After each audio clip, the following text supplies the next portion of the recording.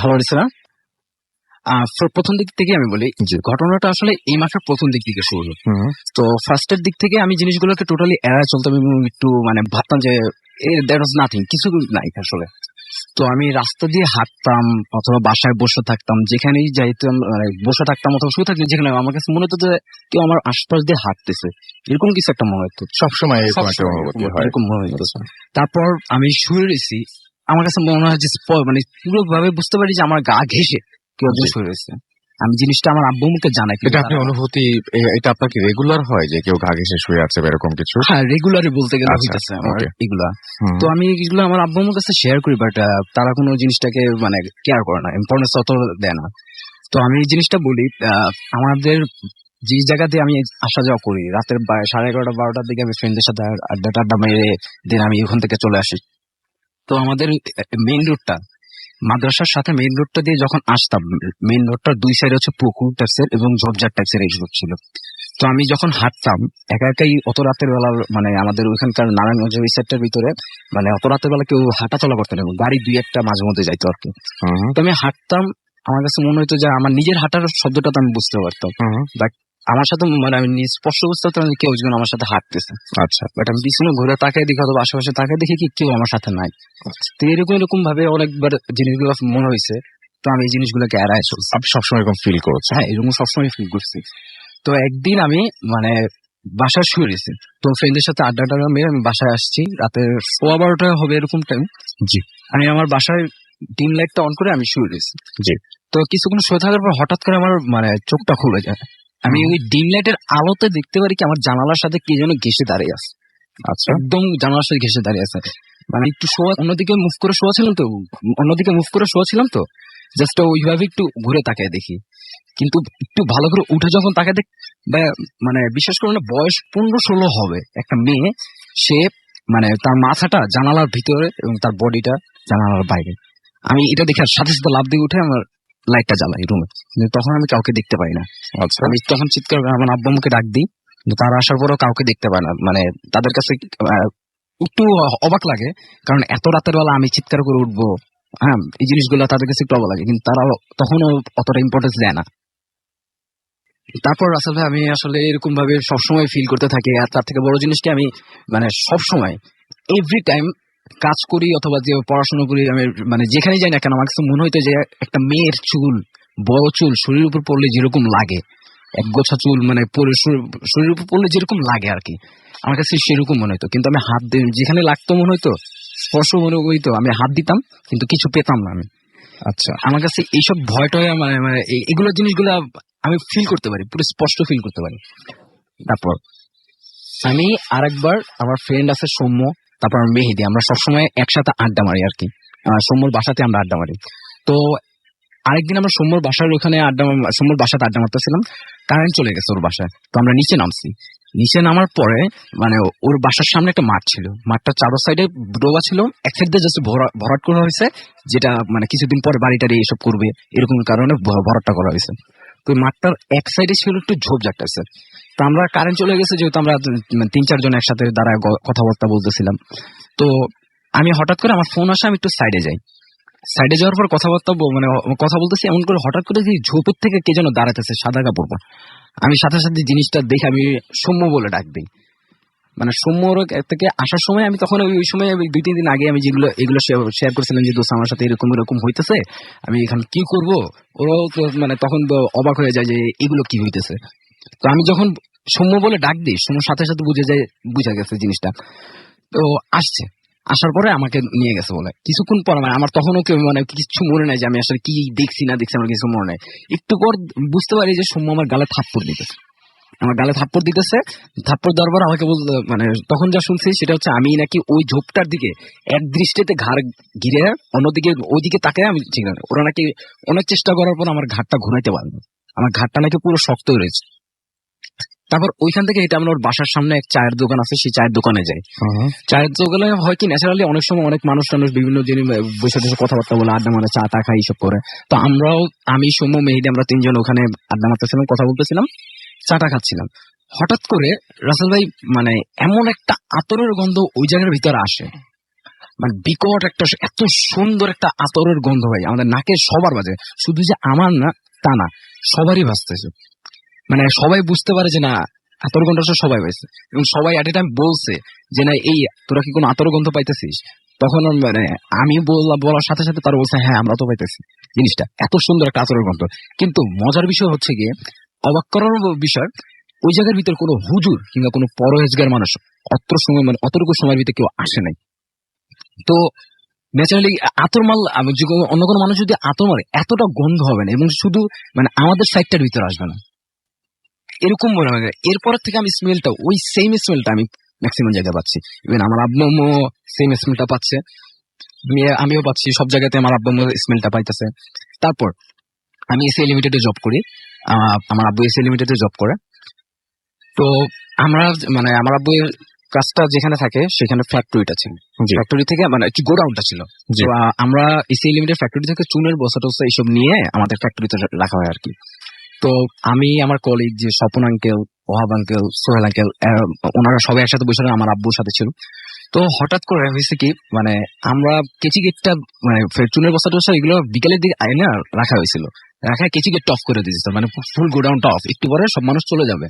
তো ওইখানে কোনো মানুষ ঢোকার আর কোনো চান্স নাই, লেবাররা যারা ছিল সবাইকে বের করে দেওয়া হয়েছে, ওখানে মানুষ ঢোকার চান্স নাই। তো অফিসটা বন্ধ করার আগ মুহূর্তে আমরা বসে রয়েছিলাম, দাঁড়া দাঁড়া কথা বলতেছি, ঠিক গোডাউনটার সামনে কেচি গেট লাগানো যেখানে ছিল, হ্যাঁ, ভিতর থেকে আবার গোডাউনটা ফুললি ভাবে দেখা যায়। তো আমি দাঁড়া আব্বুর সাথে সবার সাথে দাঁড়া কথা বলতেছিলাম, এমন সময় আমি দেখি কি আমাদের ওখানে ফার্মাসিউটিক্যাল ওষুধগুলো বিভিন্ন ভাবে সাজানো থাকে র্যাকের ভিতরে। তো আমরা কোনো জায়গার নাম না বলি, হ্যাঁ, একটু আমাদের জন্য ভালো হয় তাহলে। ওখানে সাজানো থাকে। তো এইসব জায়গা হয়েছে কি, মানে আমি হঠাৎ করে আমার চোখটা দেখি কি, আমি একটা সাইডের এক কোনা দিকে কি যেন আমার দিকে তাকায় আছে, উজ্জ্বল চোখ আমার দিকে তাকায় আছে। আমি সাথে সাথে চিৎকার দিয়ে উঠি যে আব্বু এখানে কি? আমার আব্বু তারপর সবাই ওনারা সবাই ভাবে যে হঠাৎ করে চিৎকার দিয়ে উঠলো কেন, এখানে কি থাকতে পারে, এখানে তো কেউ না। আমার আব্বু বলতেছে যে এখানে তো কেউ কিছু নাই, কোথাও কিছু নাই, তুমি কি দেখতেছো? তখন আমি বলতেছি আমি সত্যি সত্যি দেখেছি ওই জায়গার ভিতরে কিছু একটা আছে, তুমি গেট খোলো। পরে আব্বু আমরা সবাই গেটটা খুলে ভিতরে যাই, ভাই কাউকে পাই না, কিছু দেখতে পাই না। কিন্তু মানে অবাক করার বিষয়, সেই যে চুনের বস্তাগুলো এনে রাখা হয়েছিল, সেই চুনের বস্তাগুলো এক সাইডে সাজানো রেখেছিলাম আমরা, সেগুলো আর সাজানো নাই, সেগুলো মাটিতে ফেলানো ছিল, এবং প্রত্যেকটা চুনের বস্তা ছেঁড়া ছিল। এই জিনিসটা দেখার পর আমার আব্বু ভয় পেয়ে যায়, এবং আমার সাথে যারা ছিল তারা সবাই ভয় পেয়ে যায়, আমি তো ভয় কাঁপাকাঁপি শুরু করে দিই। সেদিন আমার আব্বু আমাকে ওই দিনেই বিকালের দিকে যখন ঘটনাটা ঘটছে, এশার নামাজের পরে আমার আব্বু আমাকে আমাদের ওখানকার এলাকার ওইখানকার এক হুজুরের কাছে নিয়ে যায়। তো হুজুরের কাছে নিয়ে যাওয়ার পর আমাকে হুজুর মানে যখন হুজুরের রুমে ঢুকছিলাম, সাথে সাথে মানে বসলাম, বসার সাথে হুজুর আমার দিকে এক দৃষ্টিতে কতক্ষণ তাকাইছিল। আমি হুজুরের তাকানোটা দেখে ভয় পেয়ে যাই, অনেকক্ষণ এক দৃষ্টিতে তাকাচ্ছিল আমার দিকে। তারপর হঠাৎ করে আমার দিকে বিভিন্ন রকম সূরা টুরা পরে আমার ফুটু দিল, তারপর তাবিজ দিল আমার গলায়। তারপর সে আসলো আমাদের বাসায় এসে আমার রুমটাকে বন্ধ করে দিল, আমার শরীরটাকে বন্ধ করে দিল, তারপর আমাদের বাড়িটাকে বন্ধ করে দিল, মানে বিভিন্ন রকম সূরা টুরা এইসব বলে। এখন আর আগের মতো সেই ফিলটা হয় না, যে মানে সবসময় হয় না যে আমি শুয়ে রয়েছি কিন্তু গায়ের ভিতরে রয়েছে। আমি মাঝরাতেও জায়গায় উঠতাম, তখনকার সময় চিৎকার করে উঠতাম, আমার আব্বা সবাই মানে দেখতো যে আমি হঠাৎ করে চিৎকার করেছি, তারা ভয় পেয়ে যেত। এত রাতের বেলা আমি চিৎকার করতেছি, 2টা নাই, 3টা নাই, 4টা নাই, ভোরের আগে এরকম সময়। তো এরপর থেকে এরকম হয় না, গা ঘেঁষা কিছু না, কিন্তু স্টিল নাও আমি সেই স্মেলটা পাই, এবং স্টিল নাও আমার এখনো মনে হয় যে আমার শরীরের উপর চুলের সেই গোছা মানে সেই চুলটা পড়তেছে, এরকম আমার কাছে মনে হয়। মানে এখন আগের মতো হয় না, বাট কম। ওকে, এই ছিল আমার ঘটনা। Thank you so much. আপনার ঘটনার জন্য আপনাকে অনেক অনেক ধন্যবাদ, এবং আপনারাও জানান যে এই ঘটনাটা আপনাদের কাছে কেমন লাগলো। এবং এই ব্যাপারটা হয়তো অনেকেই শুনেছেন যে হঠাৎ করে রাতের বেলায় শুয়ে আছেন, এটা আমাদের সাথেও ঘটেছে, এবং মানে অনেকের সাথে ঘটেছে। রাতের বেলায় শুয়ে আছেন, হঠাৎ করে মনে হচ্ছে যে পাশে কেউ শুয়ে পড়লো, এরকম একটা অনুভূতি। আপনি হাঁটছেন, পেছন পেছন কেউ একজন হাঁটছে, এরকম একটা অনুভূতি। এই অনুভূতিগুলো কিন্তু বেশ কমন এবং অনেকের মাঝেই শোনা যায়। কিন্তু আপনি শুয়ে আছেন, এই মুহূর্তে হঠাৎ করে আপনার ঘুম ভাঙলো, কারণ আপনার গায়ের উপরে একগোছা চুল এসে পড়ছে, এবং আপনি সেই অনুভূতিটা টের পাচ্ছেন এবং আপনি সেটা টের পাচ্ছেন এবং বুঝতে পারছেন, এই ব্যাপারটা খুবই উইয়ার্ড আমার কাছে মনে হয়। আপনাদের কাছে কেমন লাগলো সেটা জানিয়ে আমাকে SMS করুন। SMS করতে হলে মোবাইলের মেসেজ অপশনে গিয়ে টাইপ করুন ফুর্তি, FORTI ফুর্তি, স্পেস দিয়ে লিখুন আপনার নাম, স্পেস দিয়ে আপনার মেসেজ পাঠিয়ে দেন 9840 নাম্বারে। আমাদের ইমেল করতে চাইলে আমাদের ইমেল অ্যাড্রেস হচ্ছে bhutfm@radiofurti.fm, which is BHOOTFM@radioforti.fm। আপনার নাম, ঠিকানা এবং ফোন নাম্বার সহ আপনার জীবনে ঘটে যাওয়া বা আপনার জানা সেরা ঘটনা লিখে পাঠিয়ে দিন আমাদের কাছে। উৎস খান আমাদেরকে লিখেছেন যে তিনি এখন শুনতে পাচ্ছেন আমাদেরকে, কিনা বুঝতে পারছি না। তিনি ডাউনলোড করে শোনেন রেগুলার, লাইভ শোনা তার জন্য একটু ডিফিকাল্ট হয়ে যায়। আপনি লাইভ শুনতে পারবেন না তার কোনো কারণ কিন্তু নাই। আপনি যেখানেই থাকুন না কেন, যেখানে যেখানে ইন্টারনেট আছে সেখানে সেখানে মানে আপনি ফুর্তি অ্যাপ দিয়ে লাইভ এনি টাইম আপনি শুনতে পারবেন। আপনি ডাউনলোডই তো করছেন, তো আপনি ভালো সাউন্ড কোয়ালিটির জন্য কেন লাইভ শুনবেন না? আমাদেরকে অয়ন খন্দকার SMS করছেন নারায়ণগঞ্জ থেকে, এবং তিনি বলছেন যে ভূত এফএম কে মিস করা যায় বলেন, আর আমরাও চাই না আপনাদের কাউকে মিস করতে। অনেকে খুলনা থেকে SMS করেছেন এবং তিনি বলছেন যে আজকে আমার বার্থডে, জন্মদিনের অনেক অনেক শুভেচ্ছা আপনার জন্য। খুলনা থেকে আনোয়ার এবং তার ওয়াইফ আফরিন আমাদের SMS করেছেন এবং তিনি বলছেন please don't stop the Foorti, don't stop the Bhoot FM. Okay, thank you very much আমাদের সঙ্গে থাকার জন্য এবং রেগুলার আমাদেরকে ইন্সপায়ার করানোর জন্য SMS দিয়ে। মুনিরা আঞ্জুম মুক্তা আমাদের খুলনা থেকে SMS করেছেন এবং বাহ, খুলনার এক ধার্সে SMS আসছে। HSC পরীক্ষা চলছে, প্লিজ দোয়া করবেন। যারা যারা HSC পরীক্ষা দিচ্ছেন তাদের সবার জন্য আমার অনেক অনেক অনেক অনেক দোয়া, এবং আশা করছি অনেক অনেক ভালো একটা রেজাল্ট পাবেন আপনারা, এবং অনেক শুভকামনা। যেরকম প্রিপারেশন নিয়েছেন বা যেরকম ভাবছেন তার চাইতে আপনার আকাঙ্ক্ষার চাইতেও ভালো ফলাফল হোক, সেটাই আশা করব। মুনতাসির আমাদের SMS করবেন এবং তিনি বলছেন যে তিনি SMS করেছেন এবং তিনি বলছেন যে আমি এবং আমার ওয়াইফ ঐশী ভূত এফএম শুনছি। যাই হোক, আমি একটা ঘটনা এখন পড়তে চাই, যে ঘটনাটি আমাদেরকে আমাদের একজন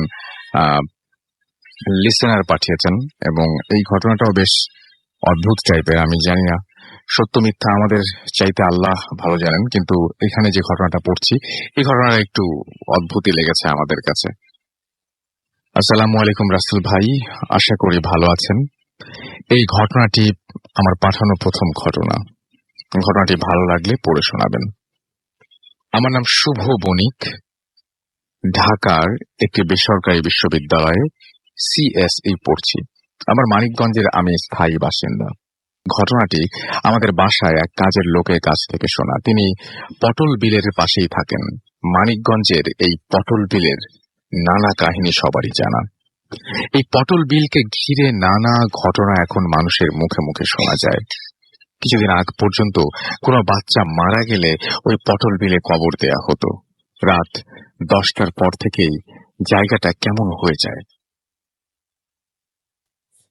আগের ঘটনাটি ওনার মুখ থেকে যেভাবে শোনা আমি সেভাবেই লিখছি। লোকটি ছিলেন একজন ফেরিওয়ালা। তিনি ওই কাজের লোকের পাশের বাসায় থাকতেন। সারাদিন সে ঘুরে ঘুরে নিজের হাতে বানানো পাপোশ এবং ঝাড়ু বিক্রি করতেন। একদিন তার পণ্য বিক্রি করা শেষে বাড়ি ফিরতে ফিরতে অনেক রাত হয়ে যায় এবং হঠাৎ প্রচুর ঝড় শুরু হয়ে যায়। বাসা তখনও অনেক দূরে। বাধ্য হয়েই তিনি আশেপাশে আশ্রয়ের জায়গা খুঁজতে থাকেন, কিন্তু তার আশেপাশে কোনো বাড়ি ঘর ছিল না। বেশ খানিকটা দূরে একটি মাত্র খোলা ঘর তার চোখে পড়ল। সে তার মালপত্র নিয়ে দৌড়ে সেই ঘরটিতে আশ্রয় নিল। ঝড় ক্রমশ বাড়তে লাগলো। খুব ক্লান্ত থাকায় সে নিজের অজান্তে কিছু একটার মধ্যে হেলান দিয়ে ঘুমিয়ে পড়ল। তখন প্রায় রাত হয়ে গেছে, বাইরে বৃষ্টি তখনও চলছে। তার ঘুম ভাঙলো। এতক্ষণে সে খেয়াল করলো যে তার জামা কাপড় ভেজা এবং তার বেশ ঠান্ডা লাগছে। অতঃপর সে মৃদু আলোর ঝলকানিতে বুঝতে পারল যে সে এতক্ষণ একটা মানুষের পাশে হেলান দিয়ে শুয়েছিল, কিন্তু লোকটি চাদর মুড়ি দিয়ে শুয়ে আছে এবং শরীরটা গরম করার জন্য তার খুব সিগারেট খেতে ইচ্ছে করলো। তখন তার মনে পড়লো যে তার পকেটে সিগারেট আছে, কিন্তু দেশলাই নেই। তখন সে ভাবলো পাশে ঘুমিয়ে থাকা লোকটিকে জিজ্ঞেস করলেও তো তা থাকতেও পারে। সে লোকটির কাছে আগুন চাইলো। লোকটি তার মুখের চাদর না সরিয়েই ঘুমের ঘোরে তাকে একটা দেশলাই দিল এবং ফেরিওয়ালা সিগারেটটি ধরিয়ে দেশলাইটি ফেরত দিল এবং লোকটি ওইভাবেই শুধু হাত বাড়িয়ে দেশলাইটা নিয়ে পাশে রেখে দিল। ফেরিওয়ালা সিগারেট খেতে খেতে কথা বলল, কিন্তু লোকটি কোনো সাড়া না দেয় সে ভাবল হয়তো লোকটি ঘুমিয়ে পড়েছে। এই ভেবে সেও একটু পরে ঘুমিয়ে পড়ল। সকালবেলা তার ঘুম ভাঙলো একজন ডোমের ডাকে। ডোম তাকে জিজ্ঞেস করলো যে এইখানে কি করছেন। লোকটি বলল যে গত রাতে প্রচুর ঝড়ের কারণে আমরা কোথাও জায়গা না পেয়ে এই ঘরটিতে আশ্রয় নিয়েছি। এখন সকাল হয়েছে, আমি চলে যাব। লোকটি তার পাশে তাকিয়ে দেখে যে লোকটি রাতে তাকে দেশলাই দিয়েছিল সে তখনও মুখ ঢেকে ঘুমাচ্ছে। পরে ফেরিওয়ালা ডোমটিকে ডেকে বলল যে গত রাতে সমস্ত ঘটনা খুলে বলল। ডোমটি হেসে বলল যে তুমি কি মজা করছো আমার সাথে? রাতের নেশার ঘরে ছিলে? লোকটি জিজ্ঞেস করলো কেন? উত্তরে ডোমটি বলল যে ঘুমন্ত মানুষটির শরীরটা থেকে কাপড়টা টেনে সরিয়ে ফেরিওয়ালাকে দেখালো এবং বলল এই ঘরটি লাশ কাটা ঘর। ফেরিওয়ালা দেখলো যে সে লোকটিকে ঘুমন্ত অবস্থায় যে ভেবেছিল সেটি আসলে একটি লাশ, পেট কাটা, নাড়ি ভুড়ি প্রায় বের করা, ছোট ছোট আচ্ছা, এবং তার গায়ে অনেক কোপের দাগ ছিল। এই ঘটনা দেখে তার পায়ের নিচ থেকে মাটি যেন সরে গেল। সে সামলাতে পারল না যে লাশটি কিভাবে গত রাত্রে এখানে তাকে দেশলাই দিল। পাশে থাকা সেই লোকটির দেশলাই দিয়ে সিগারেটের ছাই দেখে সে নিজে যেন ধরানো সিগারেটের ছাই দেখে সে যেন নিজের দুই চোখকে বিশ্বাস করতে পারলো না। বাসায় গিয়ে সে ঘটনাটি খুলে বলল, কিন্তু কেউ তার কথা বিশ্বাস করলো না। ওই দিন তার প্রচুর জ্বর আসে। 3 দিন পর লোকটি মারা যায়। ঘটনাটি পড়ে শোনালে ভালো লাগবে। আপনারা চাইলে পটল বিল সম্পর্কিত অনেক ঘটনা আপনাদের জানাবো। ভালো থাকবেন এবং ধন্যবাদ। শুভ বণিক, মানিকগঞ্জ সদর, মানিকগঞ্জ। আপনাকে অনেক ধন্যবাদ। এবং আমরা পটল বিলের যদি ঘটনা থাকে তাহলে আমাদের পাঠান, এবং যারা যারা জানেন না কেন তারা লিখে পাঠাবেন অবশ্যই আমাদেরকে। যদি সেই রকম কোনো ভয়ঙ্কর জায়গা হয় আমরা সেখানে ভিজিটও করতে পারি। সো অবশ্যই জানিয়ে দিন যে কি আছে পটল বিল সম্পর্কে কি জানেন এবং এই ঘটনাটি কেমন লাগলো সেটা জানিয়ে আমাকে SMS পাঠাতে ভুলবেন না। আমরা চলে যাবো একটা ছোট্ট বিরতিতে। বিরতির পরে আবারও ফিরে আসবো। সেই পর্যন্ত আশা করছি আমাদের সঙ্গেই থাকবেন এবং আমাদের সঙ্গে থাকবেন। এবং ফেসবুকে বেশ কিছু কমেন্ট আসছে, সেগুলো আমরা ফিরে এসে পড়বো। আপাতত চলে যাচ্ছি একটা ছোট্ট বিরতিতে। স্টে টিউন টু রেডিও ফুর্তি।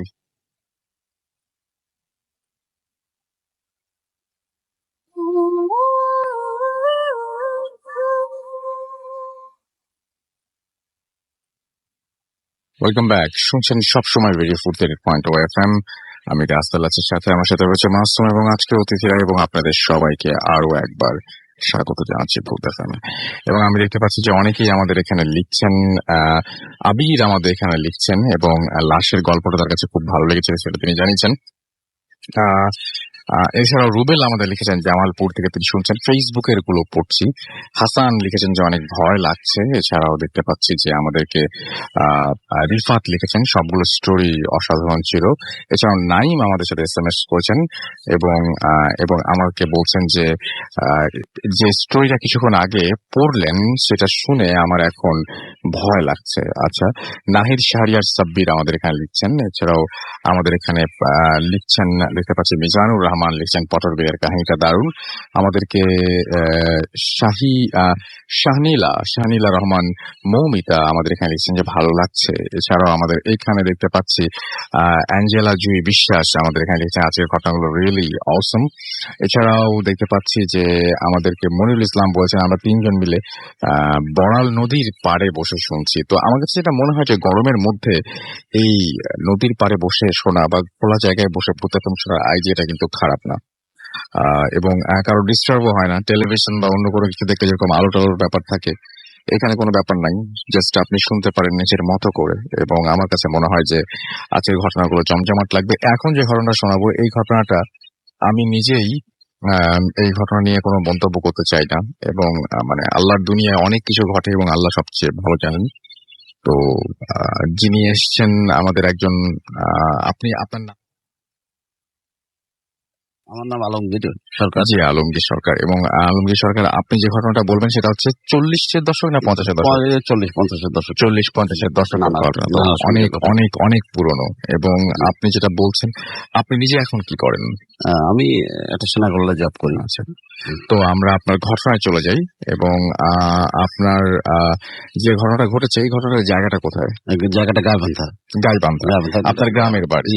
এবং আপনি বলছিলেন ঘটনাটা খুব অদ্ভুত বলে এতগুলো প্রশ্ন করছি। হ্যাঁ হ্যাঁ হ্যাঁ। আপনি বলছিলেন যে আপনাদের এলাকার সবাই এলাকার সেই সময় যারা মুরব্বী ছিলেন বা তারা অনেকে তাদের মুখেও শোনা, আমার নানার একদম সামনে উনি এটা শুনে আপনি কত বছর আগে শুনেছিলেন এই ঘটনাটা? তো আমরা তখন ছোটবেলায় ঘটনাটা শুনেছি, আমি প্রায় 30-35 বছর 30-35 বছর আগে আপনি এই ঘটনাটা শুনেছেন শুনেছি। এবং সেই ঘটনাটা এখন আপনি আমাদের সাথে জি, শেয়ার জি। করবেন। খুবই অদ্ভুত ঘটনা বলে এত কিছু বললাম, তো শুনি আপনার জি। ঘটনা।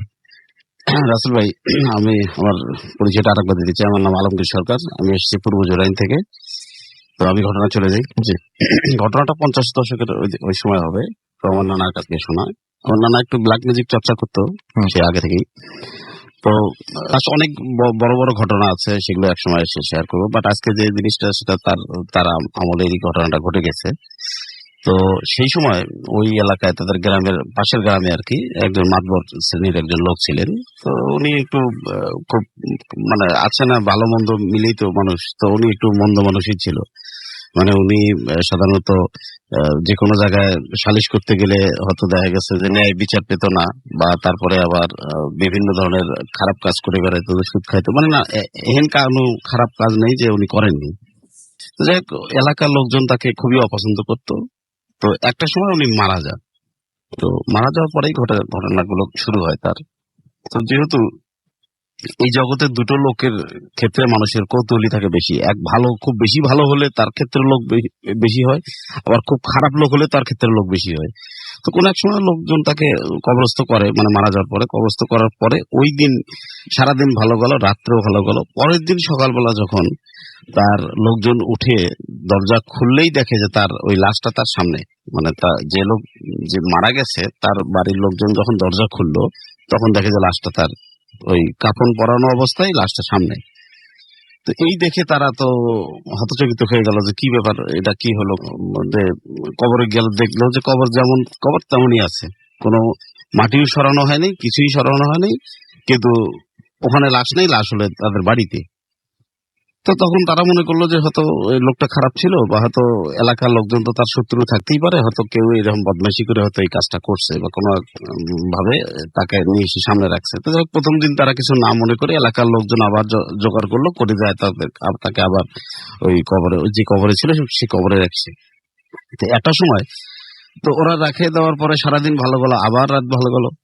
পরের দিন সকালবেলায় উঠে আবার যেই দরজা খুলছে, খুলে দেখে যে ঠিকই ওই লাশটা আবার যেমনকার অবস্থা সেই অবস্থায়। আবার খবর নিয়ে, মানে যে খোঁজ নিয়ে দেখলো যে দেখে যে কোনো মাটি সরানো হয়নি, কিচ্ছু করানো হয়নি, ওই যেমন কবর সেই রকমই আছে, কিন্তু লাশ নেই। আবার এরা তখন বুঝলো যে না, এখানে তো কোনো সমস্যা, এটা কি বিষয়টা কি, এটা তো তাহলে দেখতে হয়। তো তখন তারা করলো কি, ওই লোকজন ইন্ডিভিজুয়াল তো এই বাতাসের সাহায্যে তো কথাটা খুবই ঘুরপাক খাচ্ছে, এবং যত দূর হচ্ছে তত লোকজন আরো বেশি হচ্ছে, আসতেছে। এই করতে করতে তখন এলাকার লোকজন কয়েক গ্রাম মিলে, তখন তো লোকজন ছিল খুব কম। আমার নানাও গেল সেই সময়। আমার নানা তখন এই গিয়ে যখন পুরো ঘটনা শুনলো, এরপরে তারা তাদের ইয়াং বয়সের ঘটনা, তো তখন তারা এরকম লোকজন জোগাড় করে তারা ওই কবরে গিয়ে আবার এটাকে কবরস্থ করলো। কবরে করার পর আমার নানা এবং আরো সব লোকজন মিলে ওরা বললো যে আচ্ছা ঠিক আছে, দেখি আমরা এই পাহারা থাকবো আজকে রাত্রে, কে এই কাজটা করতেছে, মানুষ না কে, বা হতে পারে কেউ কেউ বলতেছে দিনের কাজ হতে পারে, কেউ কেউ বলতেছে হয়তো মানুষই করতেছে, তার কোনো শত্রু ছিল এইভাবে। তো যাই হোক, তারা মোটামুটি বেশ কিছু লোক, মানে লাঠি টাঠি দিয়ে, কেউ ইটি নিয়ে, ওই গোরস্থানের উপরে তো গাছ থাকে কিছু, সাধারণত অনেক পুরোনো গাছটা থাকে, কেউ কেউ গাছে উঠে থাকলো, আবার কেউ কেউ ঝোপঝাড়ের আড়ালে বিভিন্ন ভাবে কেউ কেউ এরকম অ্যাটেম্প নিয়ে থাকলো। তো একটা সময় এই রাত্র প্রায় 8টা-9টা থেকে তারা শুরু করছে পাহারা দেওয়া। ঠিক যখন 10টা বাজে, 11টা বাজে, 12টার সময় এরকম চাঁদনি রাত, ওরা তখন টের পেলো যে, দেখলো যে মানে মনে হলো যে আসমান থেকে কোন 3জন লোক জুব্বা পরা, একদম ফর্সা, 30-35 হাত লম্বা এরকম লোক এসে কবর পাশে 3 জায়গায় ছিল, আর একজন মাথার কাছে। তো এরা দেখে তো এরা তো মানে কি পাহারা দিবে আর কি, অনেকেই তো ভয়ে পালাইছে, মানে যারা একটু ভীতু টাইপের লোক, আর যারা সাহসী তারা দেখতেছে দেখি কি করা যায়। তো যখন তারা লাঠি টাঠি নিয়ে তখন দেখতেছে যে যখন ওই মাঝখানের যে লোকটা উনি সিনার উপরে যখন ওই হাত দিল, দেখে যে আপসাপ ওই মোদ্দাটা তার মানে হাতের উপরে উঠে আসলো। তো এইটা যখন দেখছে, এই দেখার পরে তখন তারা সব কেউ যারা যারা যেখানে ছিল আপসাপ পড়ে গেছে, ওখানেই ফেন্ট হয়ে গেছে সবাই। কিছু লোক তো পালাই গেছে আগেই, আর যারা ছিল তারা ওখানে পড়ে গেছে, পড়ে যায় মানে একদম সেন্সলেস অবস্থায়। তো পড়ার পরে সবচেয়ে বড় সমস্যাটা হয়েছে সেই সময় যে তারা প্রত্যেকটা লোকে যারা বাড়িতে গিয়ে ঘুমাইছে তারাও স্বপ্ন দেখছে, এবং এখানে যে কয়জন ছিল তারাও দেখে স্বপ্ন দেখে একই সেম ঘটনা। তাদেরকে বলা হচ্ছে যে এই লোকটি এত চরম খারাপ লোক ছিল, তোরা যদি এখানে তাকে 100 বারও যদি তোরা কবরস্থ করিস, 100 বারও এই লাশটা তোদের বাড়িতেই যাবে। এটা স্বপ্নে দেখছে। এটা স্বপ্নে দেখতেছে তারা। এবং ওই দিনও কিন্তু রাত্রে তৃতীয়বারের মতো আবার লাশটা তাদের বাড়িতে ঠিকই গেছে, মানে তাদের বাড়িতে গেছে, এবং যাওয়ার পরেই ধুমকিটা দিছে যে এরপরে যদি তোরা আবারও দিস তাহলে এই লাশ ততবারই যাবে তোদের বাড়িতে, যে এই লাশ এখানে গ্রহণ হবে না, মানে গ্রহণ করা যাবে না, হবে না। তো তখন বলছে যে তাহলে তখন তারা বলতেছে যে হ্যাঁ একটা বুদ্ধি আছে, এই লোকটা যেখানে তোরা কবরস্থ করছিস এই গোরস্থানের মধ্যেই এই পাশেই একজন বুজুর্গ ওলি আল্লাহর একজন মানে কবর আছে। তো আমাদের রাসেল ভাই এটা স্বাভাবিক, আমাদের মুসলমান ধর্ম আছে যে কোনো বুজুর্গ বা ওলি আল্লাহ থাকলে তার আশেপাশে 40 গজের মধ্যে কোনো সাধারণত কবর আজাব হয় না। এটা আমাদের আমরা জানি না, আমরা এটা বিশ্বাস করি, এটা আমাদের একটা ইয়ে আছে।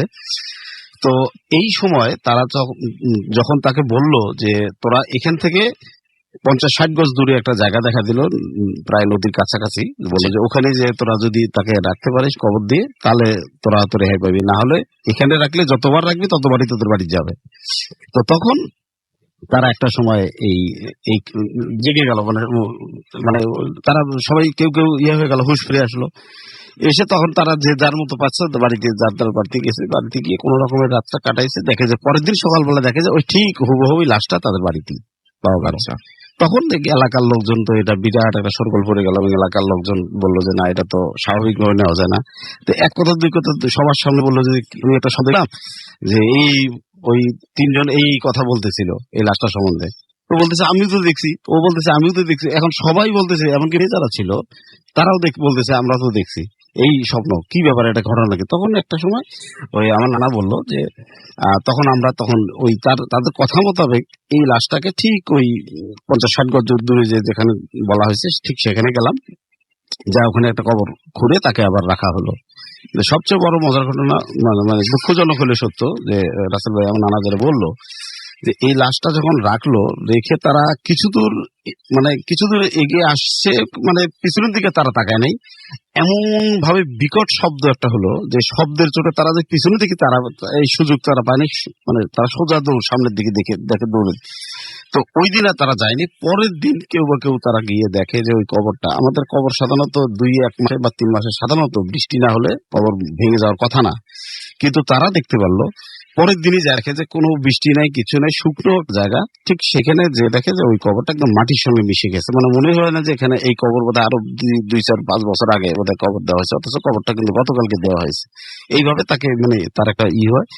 এরপরে নানা তখন তারা অবশ্য বেশ অনেক এই বিষয়টা এলাকায় আমাদের সেই সময় খুব সবার মুখে মুখে ছিল, এবং কি ওই মুরব্বীরা সেই সময় যারা 2-1 জন আছে তারা ইচ্ছে করলে আমি এখন আপনাকে বলতে পারতাম না, কোনো সমস্যা নেই, কিন্তু অনেকে আবার খোঁজ নিয়ে দেখতে চান জায়গাটা আপনি আরেকবার সবাইকে যদি বলে দেন। আমাদের গাইবান্ধার একটা খোলাটি ইউনিয়ন, আমাদের ইউনিয়নের আমার নানার বাড়ি আর কি ওটা, কিন্তু ঘটনা ঘটে তাদের পাশের এলাকায়, মানে নানার পাশের এলাকায় সেই সময় যারা মুরব্বী আছে। এবং আপনার নানা তখন হচ্ছে এরকম যে কোনো ঝামেলা টামেলা হলে উনি? হ্যাঁ, আমার নানা কিন্তু এই কবিরাজি করতো, এই সমস্ত কিছু ব্ল্যাক ম্যাজিক চর্চা করতো আমার নানা। আমরা দেখতাম, আমি মানে ছোটবেলা থেকে অভ্যস্ত নানার সঙ্গে এগুলো থেকে এবং দেখছি নানার অনেক কিছু কাহিনীও আছে, আমি একসময় পরবর্তীতে বলবো, অনেক বহু ঘটনা আছে আমার কাছে। আমি আপনার কাছে আবার ফিরে আসবো। যাই হোক, আমরা দেখতে পাচ্ছি যে কাছে অলরেডি আরো অনেকেই SMS পাঠাচ্ছেন, একটু SMS পড়তে হয়, এবং আমি দেখতে পাচ্ছি জ্যাকলিন এবং আনিকা আমাদেরকে নাটোর থেকে SMS করেছেন। FM মামুন আমাদের SMS করেছেন জয়পুরহাট থেকে। পাপ্পু এবং টুটুল আমাদের SMS করেছেন বেনাপোল থেকে, এবং এটা তাদের ফার্স্ট SMS। ভূত FM শুনছেন, ভয় পাচ্ছেন। থ্যাংক ইউ আমাদের সাথে থাকার জন্য এবং আমাদেরকে প্রথম SMS পাঠিয়ে দেওয়ার জন্য। ইলোরা আমাদের SMS করেছেন। মাসুদ খুলনা থেকে আমাদের SMS করেছেন, ছাদে বসে ভূত FM শুনছেন। লিমন আমাদের SMS করেছেন, আমি আর আচ্ছা তিনি এবং তার ওয়াইফ তারা ইরানি তারা একসঙ্গে শুনছেন ভূত FM। এছাড়াও দেখতে পাচ্ছি বিপ্লব আমাদের SMS করেছেন জগন্নাথ হল ঢাকা ইউনিভার্সিটি থেকে, এবং তার কাছে ব্যাপারটা খুবই অবিশ্বাস্য লিখেছে। আমাদের কাছে মুনিরা আঞ্জুম SMS করেছেন খুলনা থেকে, এবং তিনি বলছেন ঘটনাটি ভয়ঙ্কর সুন্দর হয়েছে। আমাদেরকে অরণ্য জয় লিখেছেন, সব স্টোরিগুলো ভালো ছিল, এবং আজকে তার বার্থডে, জন্মদিনের অনেক অনেক শুভেচ্ছা রইল আপনার জন্য। শুভ অধিকারী আমাদের লিখেছেন, এবং তিনি বলছেন সত্যি ভয়ঙ্কর। অ্যাডভোকেট মামুন মতিয়াখালী খুলনা থেকে লিখেছেন লাস্ট স্টোরিটা দারুণ। শারমিন ভোলা থেকে আমাদের SMS করেছেন আমাদেরকে রাসেল। এছাড়াও আমাদেরকে SMS করেছেন দেখতে পাচ্ছি রকি সহ আরো অনেকে। আপনি যদি SMS পাঠাতে চান তাহলে আপনাকে যেটা করতে হবে, মোবাইলের মেসেজ অপশনে চলে যেতে হবে এবং সেখানে গিয়ে টাইপ করতে হবে ফুর্তি, FOORTI ফুর্তি, স্পেস দিয়ে লিখতে হবে আপনার নাম, স্পেস দিয়ে লিখতে হবে আপনার মেসেজ, পাঠিয়ে দিতে হবে 9840 নাম্বারে। আমরা আরেকটা স্টোরিতে যাই যেটা আমার কাছে লেখা রয়েছে এবং আমি এটা পড়ে শোনাতে চাই আপনাদের কাছে। আশা করছি আগের মতো এই ঘটনাটা আপনাদের আনন্দ দেবে। লিখছেন আমাদেরকে, আচ্ছা নাম যদি প্রকাশ করতে না বলে থাকেন, আমি গল্পটা পড়ি, ঘটনাটা পড়ি। রাসেল ভাই, আশা করি ভালো আছেন, কারণ সব সময় আপনি ভালোর দলে থাকেন। আমি আমার পক্ষে স্টুডিওতে এসে ঘটনা বলা সম্ভব না, তাই লিখে পাঠালাম, ভালো লাগলে পড়ে শোনাবেন। আমি আপনাদের ভূত FM এর নিয়মিত শ্রোতা না হলেও অনেক এপিসোড আমি শুনেছি, তাই আজ নিজের ঘটনা লিখছি। আমি আজ যে ঘটনাটা বলবো তা আমার নিজের সাথে ঘটে যাওয়া ব্যাপার, ভালো লাগলে পড়ে শোনাবেন। আমার বয়স যখন 4 থেকে 5 বছর, তখন থেকে আমার ঘটনা শুরু হবার কারণ ছিল আমি একটা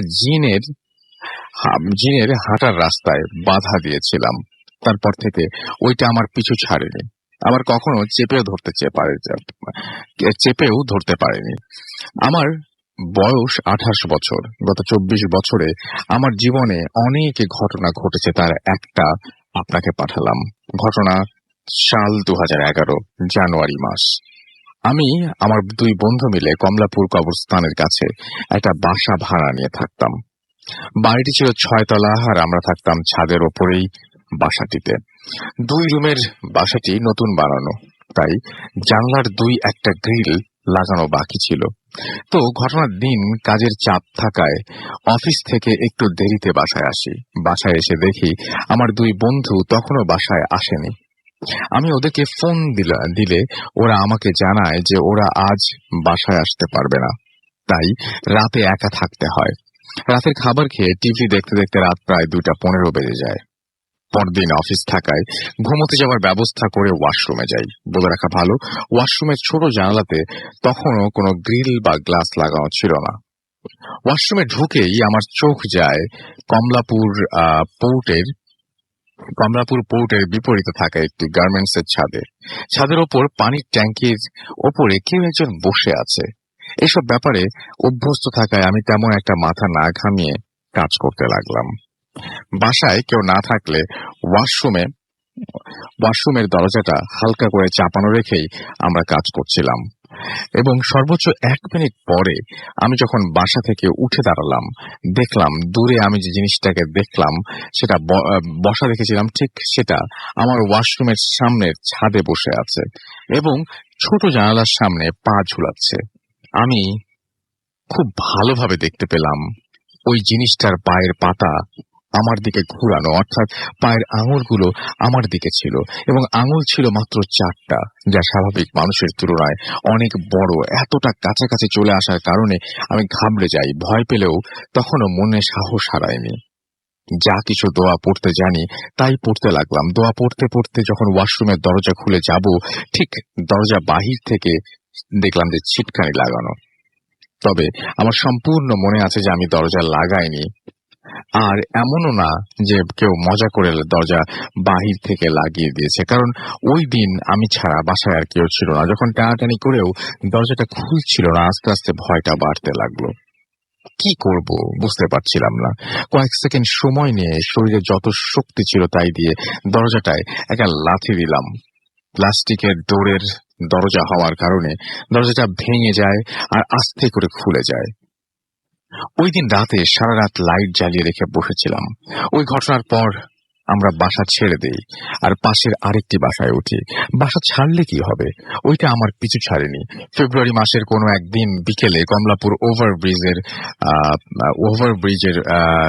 ব্রিজ দিয়ে আমি স্টেশনের দিকে যাচ্ছিলাম, গন্তব্য আরামবাগ। আমি ওভারব্রিজ থেকে নামার পর সময় খেয়াল করলাম স্টেশনের লাশ ঘরের সামনে একটা লাশ চাটাই দিয়ে মুড়ে ভ্যানের উপর রেখে দেওয়া। যেহেতু আমি কিছু বিধিনিষেধ মানি এবং যার মধ্যে একটা হচ্ছে যে কোনো লাশের কাছে না যাওয়া, তাই দ্রুত ওখান থেকে চলে আসি। তবে লাশ হয়তো পুরনো হওয়ার কারণে সেখান থেকে গন্ধ আসছিল। আমি দ্রুত যাওয়ার সময় সেই গন্ধটা আমার নাকে লাগে। রাতে বাসায় কেউ থাকবে না জেনে একটু রাত করে বাসায় ফিরি এবং বেশ কিছু কাজের চাপে বিকেলে দেখা লাশের কথাটা পুরোপুরি ভুলে গেলাম। মেস থাকি, তাই একা থাকার প্রস্তুতি নিলাম। রাত কয়টা বাজে জানি না, হঠাৎ ঘুমের মধ্যে স্বপ্নে সেই লাশটা দেখতে লাগলাম, সাথে গন্ধটা অনুভব করলাম। গন্ধটা এত বেশি পরিমাণে পাচ্ছিলাম যে আমি অনেকটা লাফ দিয়ে ঘুম থেকে উঠলাম। ঘুম ভেঙে যাওয়ার পর দেখি গন্ধটা পুরো ঘরে ছড়িয়ে গেছে এবং তা পরিমাণে বেশি, যা সহ্য করা যাচ্ছিল না। আমি গন্ধটা কমানোর জন্য রুমের জানালাগুলো খুলে দেই, কিন্তু তবুও গন্ধটা যাচ্ছিল না। রুমে স্প্রে দিলাম, কিন্তু গন্ধটা কমছিল না, বরং মনে হচ্ছিল যেন গন্ধটা বাড়ছে। কোনো উপায় না পেয়ে যখন রুমের ছিটকানিটা খুললাম, মনে হলো কেউ একজন সজোরে দরজার বাহির থেকে ধাক্কা দেয় আর দরজাটা সজোরে আমার মাথায় আঘাত করে। এরপর আমার আর কিছু মনে নেই। জ্ঞান ফেরার পর জানতে পারি আমার পাশের রুমের এক ভাই ফজরের নামাজ পড়ার সময় ওঠে এবং রুমের বাইরে আমাকে দেখেছে এবং আমার শরীর রুমের মধ্যে, অর্ধেক শরীর বাইরে পড়েছিল। পরে আমার বন্ধুরা আসলে ওরা আমাকে সুস্থ করে তোলে এবং এটাই ছিল আমার ঘটনা। ভালো লাগলে পড়ে শোনাবেন। এছাড়া আমার জীবনে ঘটে যাওয়া এক ভয়ানক ঘটনা আছে, যা অন্য আরেকদিন লিখে পাঠাবো। সবাই ভালো থাকবেন। এবং এখন আমি যেহেতু কোথাও নাম বলতে নিষেধ করেন, আমি বলে দিচ্ছি সুজন হোসেন অনিক, তার বাসা মালিবাগ, ঢাকায়। এবং আমি একটা জিনিস শুধু বলবো যে আজকে অনেকেই জানি যে ভূত এফএম শেষ করেও ওয়াশরুমে যাবেন এবং ওয়াশরুমে যে ছোট্ট জানালাটা আছে সেই জানালা দিকে আপনাদের এমনিতে না চাইতেই চোখ পড়ে। কেন যেন আমরা যে জিনিসটা অ্যাভয়েড করতে চাই সেদিকেই আমাদের চোখ বারবার চলে যায়। যে জায়গাটা, ওই যে বলে না যে যেখানে বাঘের ভয় সেখানেই সন্ধে হয়, তো ব্যাপারটা এরকম যে আমরা যে জিনিসগুলোকে অ্যাভয়েড করতে চাই, যে জিনিসগুলোকে ভয় পাই, সেই জিনিসগুলোই বারবার আমাদের সাথে ঘটে যায়। আমরা হঠাৎ করে অস্বস্তি অনুভব করছি, হয়তো শুয়ে আছি, ঘুমিয়ে আছি, রাত অনেক, এবং আমি আনুমানিক আমার কাছে মনে হলো যে হয়তো যে এখন 2টা বা 3টা বাজে, আমার ঘুম ভেঙে গেছে। আমি জানি যে এখন তাকালে আমি খারাপ কিছু দেখে ফেলতে পারি বা আমি আমার ঘরে কারো উপস্থিতি টের পাচ্ছি। কেন জানি না ওই সময় আপনি থেকেই চোখটা খুলে যায়, কেন জানি না ওই সময় আপনি থেকেই আমরা দেখে ফেলি সেই ভয়ের কিছু জিনিসটা। এবং এইখানেও সেই ব্যাপারটাই হয়েছে এবং চোখ চলে গেছে দূরে, সেখান থেকে ধীরে ধীরে সেই জিনিসটা কাছে এসছে এবং এক সময় ওনার জানালার যে ছোট্ট যে জানালাটা ওয়াশরুমের, সেখানেই পা ঝুলিয়ে বসেছে এবং পায়ে ছিল 4টি আঙুল। তো এই জিনিসটা আপনি যদি দেখেন তাহলে বুঝতে পারবেন যে ব্যাপারটা কতটা ভয়ের, যে 4 আঙ্গুল সহ একটা পা আপনার ওয়াশরুমের ছোট্ট জানালায় ঝুলছে। এবং আপনি অনেকদিন আগে দেখা কোনো বা এরকম কোন একটা উদ্ভট টাইপের একটা গন্ধ আপনার নাকে আসছে, ঘুম ভেঙে গেল আপনার যে গন্ধের কারণে, এবং আপনি দেখছেন যে পুরো ঘরে সেই গন্ধ এবং যে কোনো ধরনের স্প্রে দিয়েও সেই গন্ধটা আর যাচ্ছে না। কেমন লাগে এই ব্যাপারগুলো আপনাদের কাছ থেকে জানতে চাই। আপনারা একটু সময় নিয়ে SMS করুন আমাকে। আমি কিছুক্ষণ পরে, একটা ছোট্ট বিরতির পরে আবারও ফিরে আসবো এবং আপনারা কি লিখলেন না লিখলেন জাস্ট জানাবেন। যে আজকে যদি মনের ভুলে কোনোভাবে বাথরুমে গিয়ে হঠাৎ করেই দেখে ফেলেন আপনার সেই ওয়াশরুমের ছোট্ট জানালার বাইরে 2টো পা, যে পায়ে 4টি করে আঙুল, অথবা আপনি যদি হঠাৎ করে ঘুম ভেঙে এরকম কোন একটা অদ্ভুত টাইপের গন্ধ পান, অথবা আপনি যদি হঠাৎ করে অনুভব করেন যে আপনার শরীরের কোথাও চুলের স্পর্শ লাগছে, আপনার যে চুলের স্পর্শটা আপনার ঘুম ভাঙিয়ে দিয়েছে, কেমন লাগবে লিখে পাঠান আমাদেরকে। SMS করার নিয়মটি হচ্ছে মোবাইলের মেসেজ অপশনে গিয়ে টাইপ করুন ফুর্তি, FOORTI ফুর্তি, স্পেস দিয়ে লিখুন আপনার নাম, স্পেস দিয়ে আপনার মেসেজ পাঠিয়ে দিন 9840 নাম্বারে। যারা আমাদের ইমেল করতে চান, আমাদের ইমেল অ্যাড্রেস হচ্ছে bhutfm@radio-furti.fm। এবং যদি আমরা ইমেল গুলো আগেই পড়ে আগের এখন পাঠালে যে এখনই পড়বো তা না, হয়তো আগামী সপ্তাহে পড়তে পারবো, এবং এটা একটু ধৈর্য ধরে পাঠাতে হবে এই জন্য। আর যারা আমাদেরকে দেখতে পাচ্ছি, যারা আমাদেরকে ফেসবুকে কানেক্টেড থাকছেন আমাদের সাথে, তারা চলে যান www.facebook.com/radio-furti and www.facebook.com/bhutfm.russell। ফিরে আসবো আবারও, সেই পর্যন্ত আমার সঙ্গেই থাকুন। Stay tuned to Radio Furti and don't stop the Furti.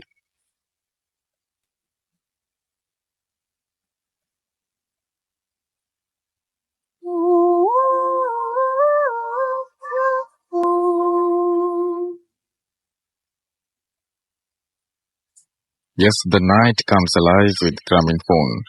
শুনছেন সবসময় রেডিও ফুর্তি 8.0 FM। আমি রাসেল আছি সাথে, এবং আমার সাথে রয়েছে মাসুম ও আজকের অতিথিয়া, এবং আপনাদের সবাইকে আরো একবার স্বাগত জানাচ্ছি। এবং আমি আরো একবার জানিয়ে দিচ্ছি, আমাদের ফেসবুকে আজকের অতিথিদের ছবি দেওয়া আছে, এবং আপনারা চাইলেই সেখানে দেখতে পারেন, এবং একটু চেক আউট করুন, দেখুন যে কি অবস্থা, এবং আমাদের সাথে জানিয়ে দিন যে কোন ঘটনাটা বেশি ভালো লাগছে, কোন ঘটনাটা আপনার অতটা ভালো লাগছে না। এই জিনিসগুলো আপনারা যখন তখন কিন্তু চাইলে জানিয়ে দিতে পারেন, এবং ফেসবুকে আপনার জন্য সবসময়ই আমরা ওপেন আছি, এবং আপনাদের যে সমস্ত কমেন্ট গুলো করছেন, যা কিছু করছেন আমরা দেখতে পাচ্ছি। সো আপেল মাহমুদ আমাদের এখানে দেখতে পাচ্ছি যে লিখেছেন, এবং ইসলামী বিশ্ববিদ্যালয় থেকে তিনি লিখেছেন তারা শুনছেন ভূত FM, এবং গাইবান্ধার ঘটনাটা তার কাছে অনেক ভয়ঙ্কর লেগেছে।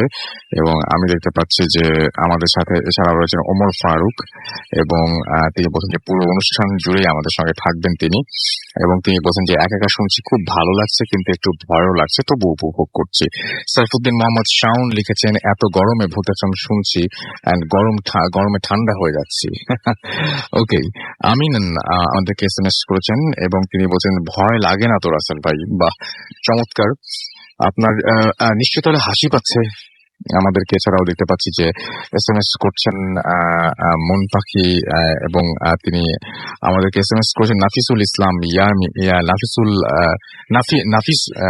নাফিউস সালাম ইয়ানি, এবং থ্রিলিং লাগছে পুরো ব্যাপারটা। আচ্ছা, এবং তিনি টের পাচ্ছেন পুরো ভয়টা যেভাবে টের পাওয়া যায় সেভাবে তিনি টের পাচ্ছেন। এবং এমনি জহুরুল ইসলাম আমাদের এখানে লিখছেন যে হয়তো হবে আশা করি। এই মাত্র কি জয়েন করলেন, আগে ঘটনাগুলোকে আপনি শুনেছেন।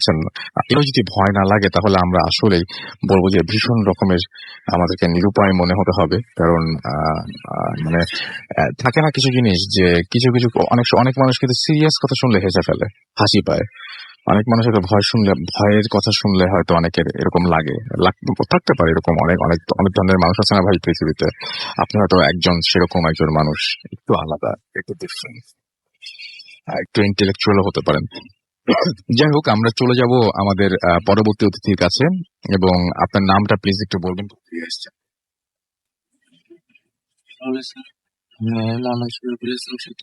আমি দক্ষিণখান থেকে আসছি। ওকে, তো ঘটনাটা বেসিক্যালি রাসেল ভাই আমার কলিগের কাছ থেকে শোনা, এটা জামালপুরের একটা ঘটনা। জি, এটা 13 বছর আগে ঘটে যাওয়া একটা ঘটনা জামালপুর সদরেরই। ঘটনাটা সবাই মোটামুটি জানে, জামালপুর সদরে যারা এখন শুনতেছে সবাই ঘটনাটা জানে। তো যাই হোক, ঘটনাটা আসলে এরকম ছিল রাসেল ভাই, যে যার ঘটনাটা উনি আমার যে কলিগ আছে কবির, ওর ফুফাতো ভাইয়ের বাসাতেই ঘটনাটা তখন শুরু হয় আর কি। তো ওই লোকটা এমনিতে মোটামুটি বয়স ছিল, তার ছেলে মেয়ে ছিল 4 জন, 3 ছেলে আর 1 মেয়ে ছিল। তো ছেলেদের ইনকামে ওনাদের ফ্যামিলি চলতো, আর পাশাপাশি উনি শখের বসে আর কি মাছ ধরতো। তো যাই হোক, মাছ ধরার জন্য রাসেল ভাই গ্রাম্য ভাষায় আপনাকে একটা পোকা ছিল, পোকা, সেটা ডিম ইউজ করা হতো। তো সেই পোকাটা ধরার জন্য উনি মাঝে মধ্যে বেরোতো। তো একদিনকার ঘটনা, সেদিন উনি সেই পোকাটা ধরার জন্য বের হয়েছে। তো বের হওয়ার পরে মোটামুটি অনেকক্ষণ খোঁজাখুঁজি করছে। তারপর আমাদের বাসা থেকে মাঠ আছে বড়, তো মাঠ পেরিয়ে ওখানে ঝোপঝাড় আছে, তো ওদিকে গেছে আর কি সেই ডিমগুলো খোঁজার জন্য। তো ওখানে যাওয়ার পরে মোটামুটি কিছুক্ষণ খোঁজার পর একটা গর্ত দেখতে পারছে। তারপর ওখান থেকে মানে 3টা ডিম কালেক্ট করছে, বাট ওগুলো মানে যে পোকার ডিমটার সাইজ যেরকম থাকার কথা সেরকম ছিল না। মোটামুটি আপনার কবুতরের ডিমের যেরকম সাইজ হয় ওইরকম সাইজ ছিল ডিমগুলোর। তো উনি তারপরেও ওগুলো মানে কিউরিওসিটি ছিল, সেটা নিয়ে ওনার যে আপনার গ্রামের মানুষ যে গামছা দিয়ে আপনার থলি বানায় মানে কোনো কিছু নেওয়ার জন্য, তো ওটা দিয়ে উনি থলি বানিয়ে ওই 3টা ডিম ওর সাথে সেটাতে কালেক্ট করে বাসার দিকে রওনা দিচ্ছে আসার জন্য। তো আসার পথে যে আমার ওই কলিগ ছিল ওনার, ওর ফুফাতো ভাইয়ের বাসায় প্রথম পড়ে, মাঠটা পেরিয়ে ওঠার জন্য ওই বাসাটি প্রথমে পড়ে। তো পড়ার পরে ওই লোক ওই বাসায় যায়, যাওয়ার পরে ও সরি রাসেল ভাই, একটা জিনিস মিস হয়ে গেছে যে মানে উনি এই ডিমটা নিয়ে যখন মানে ব্যাক করবে তো পিছে ঘোরার পরেই দেখে যে মানে একটা সাপ ফোনা তোলার তার দিকে দাঁড়িয়ে আছে, মানে আক্রমণ করতে, মানে সাপটার আক্রমণ করার ইচ্ছে, কিন্তু ওই ডিমগুলো থাকাতে সাপটাও আক্রমণ করতে পারতেছে না। হয়তো ওনাকে আক্রমণ করলে ডিমগুলো পরে ভেঙে যেতে পারে বা নষ্ট হয়ে যেতে পারে, সেজন্য তো উনি সাপটাকে মানে কিছুক্ষণ কাটানোর চেষ্টা করছে, প্রথম অবস্থায় পারে নাই। তারপরে সাপটাকে কাটিয়ে উনি বাসার দিকে চলে আসতে না। তারপর তারপর ওই বাসাটা পড়ে, তো পড়ার পরে এই যে ওই কলেজের ফুফাতো ভাইয়ের মাকে মানে ব্যাপারটা বলে যে আমি এরকম ডিম কালেক্ট করে নিয়ে আসছি, তো মানে আসার সময় এরকম সাপটা ছিল, তো থাকা মানে সাপটা এরকম পরে মানে বলছে যে এগুলো আসলে সাপের ডিম, আপনি কাজটা হয়তো ভালো করেন নাই, এটা আপনার ভালো নাও হইতে পারে। পরে যাই হোক উনি এটা কোনো পাত্তা দেয় নাই। তো উনি কি করছে, ডিম একটা নিয়ে প্রথমে ভাঙার চেষ্টা করছে। তো আসলে ওই ডিমগুলো মানে মোটামুটি একটু শক্ত ছিল, মানে উনি নর্মালি যতটুকু প্রেসার দিলে ডিম ভাঙার কথা ততটুকু প্রেসার দেওয়ার পরে ডিমটা ভাঙে নাই। তো মোটামুটি তার থেকে বেশি প্রেসার ক্রিয়েট করে মানে ডিমটা ভাঙছে। তো ভাঙার পরে মোটামুটি দেখছে যে মানে সাপের আকৃতি ভিতরে কিছু একটা আছে, মোটামুটি হয়েছে জিনিসটা, মানে এখনো ফুটে নাই পুরোপুরি ভাবে। তো উনি একটা ভাঙার পর যেহেতু দেখছে সাপের উনি মানে ওনার ভিতরে আর কোনো মানে ফিলিংস নেই যে বাকি 2টা রেখেছে। ওই মহিলা ওনাকে বলছিল যে আপনার একটা যেহেতু ভাঙছেন বাকিগুলো রেখেছেন। তো উনি আর এটা কথাটা শুনে নেই, উনি 3টা ডিমে ভাঙিয়ে ফেলছে। তো ভাঙিয়ে বলার পরে তো বাসায় এসে পড়ছে, বাসায় আসার পরে রাতে মোটামুটি জ্বর আসছে ওনার। তো জ্বর আসার পরে পরের দিন থেকে আরো জ্বর, মোটামুটি অনেক জ্বর। এখন মানে তার জ্বর থাকার কারণে উনি একেবারে শুকিয়ে গেছে রাসেল ভাই। তো শুকিয়ে যাওয়া অবস্থায় মানে লাস্ট মানে যেদিন জ্বরটা উঠছে ওদিনকে রাতে উনি মানে দেখতে পায় স্বপ্নে যে সাপটা আমাকে দেখাইতেছে যে এটা নষ্ট করছো ডিম, তো আমিও মানে তোমারও এরকম ক্ষতি হবে, 3টা জিনিস আমি তোমার কাছ থেকে নিয়ে নেবো। তো এরকম বলার পরে তোমার যে জ্বর ছিল উনি আর ব্যাপারটা কাউকে শেয়ারও করে না যে স্বপ্ন উনি কি দেখছে বা কি। তো উনি 1 সপ্তাহ টোটালি মানে ওই ঘটনার 1 সপ্তাহ পরে মারা যায়। তো মারা যাওয়ার আগের দিন ওনার ওয়াইফকে শেয়ার করে যায় ব্যাপারটা যে উনি স্বপ্নে এরকম কিছু দেখছে। তো শেয়ার করে যাওয়ার পর মানে ওনার যে ওয়াইফ ছিল, মানে সে তখন মানে ভিতরে একটা ভয় ঢুকে যায়, যেহেতু মানে এরকম একটা কিছু হয়েছে। তো এখন ওনার হাজবেন্ড মারা গেছে, তো উনি মানে বলে গেছে যে 3জনের এরকম ক্ষতি হতে পারে। তো এখন তো আরো মানে ফ্যামিলি আরো অনেক সদস্য আছে, তাদেরও ক্ষতি হতে পারে। তো যাই হোক রাসেল ভাই, মানে ওই লোক মারা যাওয়ার 40 দিনের মধ্যেই ওই লোকের বড় ছেলে যে ছিল, তো মানে ওর বড় ছেলে প্লাস ওনার কয়েকটা ফ্রেন্ড মিলে, তখন মোটামুটি একটু শীতকাল ছিল রাসেল ভাই। তো ওনারা মানে শীতকালে এই ব্যাপারটা মানে ওনারা কি করছে, আপনার রাত্রেবেলা বেরিয়ে ওই ওখানে এলাকায় আর কি তার চুরি করার জন্য, কারেন্টের তার চুরি করার জন্য রাত্রে বের হয়েছে। কারণ রাত্রেবেলা সবাই ঘুমায় পড়ে, লাইট ফ্যান অফ করে, তখন চুরি করলে মানে কোনো প্রবলেম হওয়ার বা ধরা খাওয়ার কোনো একটা চান্স থাকবে না। তো ওনারা তার এক পাশ থেকে কেটে মাঠের মধ্যে এক পাশ থেকে তারটা কাটছে, কাটার পর মানে যেভাবে হোক মানে কারেন্টের লাইনটা ওনাদের মানে অন্য পাশ থেকে লাগে মানে 3জন ছিল টোটাল, 3জনই কারেন্টের লাইনে শকে একেবারে ওখানে রাত্রে মারা যায়। তো পরের দিন গ্রামের মানুষরা ব্যাপারটা দেখতে পারে যে আসলে এরকম তার চুরি করতে গিয়ে মানে তারগুলো পেঁচানো ছিল, গোছানো ছিল, চুরি করার পর ওগুলো পেঁচানো ছিল। প্লাস মানে পরের দিন মানে গ্রামের লোকরা বুঝতে পারে যে 3জনই কারেন্টে শর্ট করে রাতে মারা গেছে। তো মানে পুরো তাদের বডি যেখানে কারেন্ট লাগছে পুরোপুরি পুড়ে গেছিল একেবারে। তো যাই হোক এই ঘটনা যাওয়ার আরো কিছুদিন পরে তো ওই ওই লোকের যে লোক মারা গেছে ওই লোকের ওয়াইফ, ওনার ছোট একটা মেয়ে ছিল। তো ওনার মেয়েকে ওনার নানির বাড়িতে পাঠিয়ে দেয়, যাও মানে ওখানে যে সেফ থাকে। তো ওখানে পাঠানোর 7 থেকে 8 দিন পরেই আসলে ভাই যে ঘটনাটা ঘটে, তো ওনাদের বাড়ির পেছনে এই মোটামুটি একটু হাঁটু পানির মতো পানি উঠে যায় বন্যার কারণে। তো ওই মেয়েটা ওখানে যায় আর কি চাপাচাপি করার জন্য। তো যাওয়ার পরে এই আপনার সকাল 10টা 11টার দিকে যায়। তো যাওয়ার পর দুপুর হয়ে গেছে, বিকেল হয়ে গেছে, এখনো আসতেছে না। তো বাসার মানুষ মানে বাসার ওইদিকে খোঁজাখুঁজি করার পরে পরে ওখানে ছোট মেয়েকে মানে পায় যে ঝাপাঝাপি করতেছে, কিন্তু মানে যায় যেটা দেখে যে ওর মেয়েটার মানে মাথাটা পানির মধ্যে ঢোকানো থাকে, মাথাটা পা উপরের দিকে থাকে। তো ওইটা দেখে মানে পরে মহিলা ভয় পায় যায় আর অনেক। তখন বুঝতে পারছে যে আসলে তিনজনই এরকম ঘটনা এরকম ঘটার কথা ছিল। ওনার হাজবেন্ড মারা গেল, তারপরে ওনার ছেলে, তারপর ওনার মেয়ে, তারপরে আসলে তিনজনকে ওনাদের বাসাতেই এক সিরিয়ালে কবর দেওয়া হয়, তিনজনকেই। তো এই ঘটনাটা ঘটার পরে মানে এলাকার মানুষ মানে দিনের বেলা তো দরকার ছাড়া যেত না, রাতের বেলা ভুলো মানে ওদিকে আশেপাশে যেত না আর কি কেউ। তো এটা ছিল আর কি অনেক ধন্যবাদ আপনাকে। আমরা চলে যাই আমাদের পরবর্তী ঘটনা, এবং এখানে আমাদের একটা ইমেল আমরা দেখতে পাচ্ছি এখন। সেই ইমেলটা একটু পড়বো, এবং যিনি পাঠিয়েছেন তিনি হচ্ছেন, আচ্ছা তার নামটা পরে বলবো। রাসেল ভাই, আমার ঘটনা দয়া করে পড়ে শোনাবেন। রাসেল ভাই, আমি জানি আপনি সব সময় ভালোর দলে, তাই জিজ্ঞেস করলাম না কেমন আছেন। আমার নাম শফিকুল ইসলাম, আমি পেশায় একজন মাইক্রো বাস ড্রাইভার। আমার বাসা কুষ্টিয়া জেলার উজান গ্রাম, এই গ্রামে। আমি আজ আপনাদের সঙ্গে আমার জীবনে ঘটে যাওয়া একটি সত্য ঘটনা শেয়ার করব। কথা না বাড়িয়ে সরাসরি আমার ঘটনায় চলে যাই। এটা 2014 সালের কথা। আমি এবং আমার কয়েকজন বন্ধু মিলে ঠিক করলাম যে আমরা স্বপ্নপুর বেড়াতে যাব, এবং যথারীতি আমরা যাওয়ার জন্য মন স্থির করলাম, এবং আমরা মোট 7 জন বন্ধু হলাম। এবং আমরা যখন গিয়েছিলাম তখন মাঘ এবং ফাল্গুনের মাসের মাঝামাঝি সময়, খুব গরমও নয়, ঘুরতে যাওয়ার একদম পারফেক্ট সময় ছিল। এই সময় বেশিরভাগ মানুষ বেড়াতেও যায়। তো যাই হোক, আমরা যথারীতি সবাই আমাদের উজান গ্রাম বাজারে এসে একসাথে জড়ো হলাম, এবং জড়ো হওয়ার পরে আমরা গাড়িতে উঠলাম। যখন গাড়িতে উঠলাম তখন বাজে ঠিক 7:30টার মতো। তো আমি গাড়ি স্টার্ট করলাম। আমরা যখন কুষ্টিয়া পৌঁছালাম তখন বাজে 8টা কি 9টার মতো।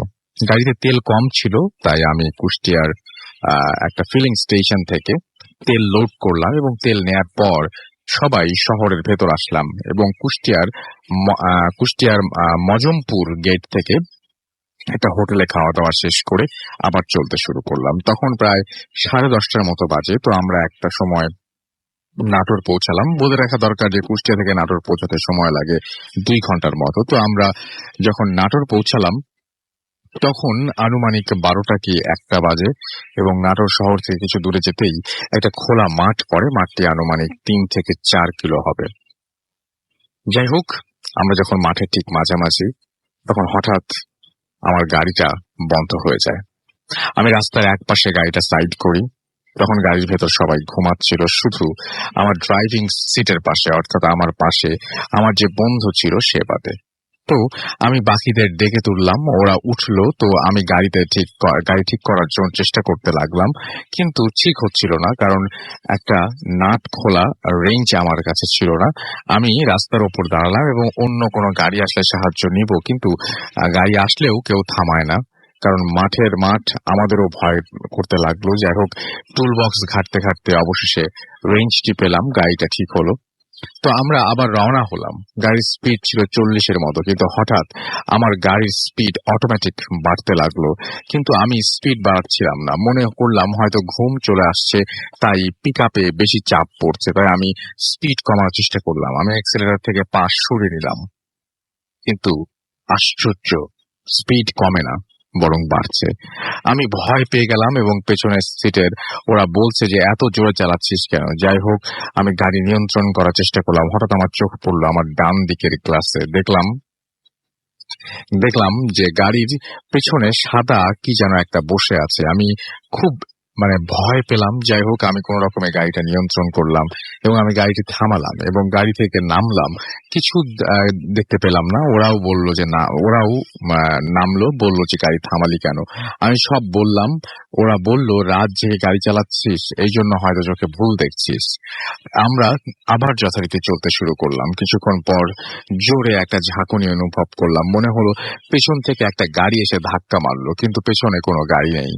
এবার সবাই খানিকটা অনুভব করলো। হঠাৎ জোরে বাতাস বইতে লাগলো, কিন্তু আকাশে কোনো মেঘ ছিল না। হঠাৎ সামনে দেখি রাস্তার মাঝে একটা লাশ, মনে হচ্ছিল এইমাত্র অ্যাক্সিডেন্ট হয়ে গেছে। আমার পাশে সেও দেখেছে। আমি গাড়ি থামালাম, নেমে দেখি কিছুই নেই। যাই হোক, গাড়িতে উঠবো এমন সময় যা দেখলাম সেটা আরো অদ্ভুত। সেটা দেখে আমি দেখি যে আমার চাকার নিচে সেই লাশটি, যার মাথা নেই, গাড়ির চাকার সাথে মিশে আছে এবং এবং এবং মনে হচ্ছিল যে এই মাত্র অ্যাক্সিডেন্ট হয়েছে। আচ্ছা, এবং এবং আমি চিৎকার দিলাম। আমার চিৎকার শুনে বাকিরা নেমে আসে, তারাও একই ঘটনা দেখলো। দোয়া দুরুদ যে যাই পারে চোখ বুজে তাই পড়া শুরু করলাম। তারপর চোখ খুলে দেখি কিছুই নেই। তো আমরা রওনা দিলাম। একসময় আমরা আমাদের গন্তব্যে পৌঁছালাম, কিন্তু সেই রাত্রের ব্যাখ্যা আজও জানতে পারিনি। এই ছিল আমার ঘটনা। ভালো লাগলে পড়ে শোনাবেন। আরো একবার নামটা বলে দিচ্ছি, যিনি লিখেছেন তিনি হচ্ছে মোহাম্মদ শফিকুল ইসলাম, এবং তিনি এই ঘটনাটি পাঠিয়েছেন আমাদেরকে। আশা করছি আপনাদের সবার এই ঘটনাটি অনেক ভালো লেগেছে। আমরা চলে যাব আমাদের পরবর্তী অতিথির কাছে, এবং আপনার নামটা আমরা একটু শুনবো, এবং আমি জানতে চাইবো যে আপনি কোথা থেকে এসেছেন। তারপরে চলে যাবো আপনার ঘটনায়।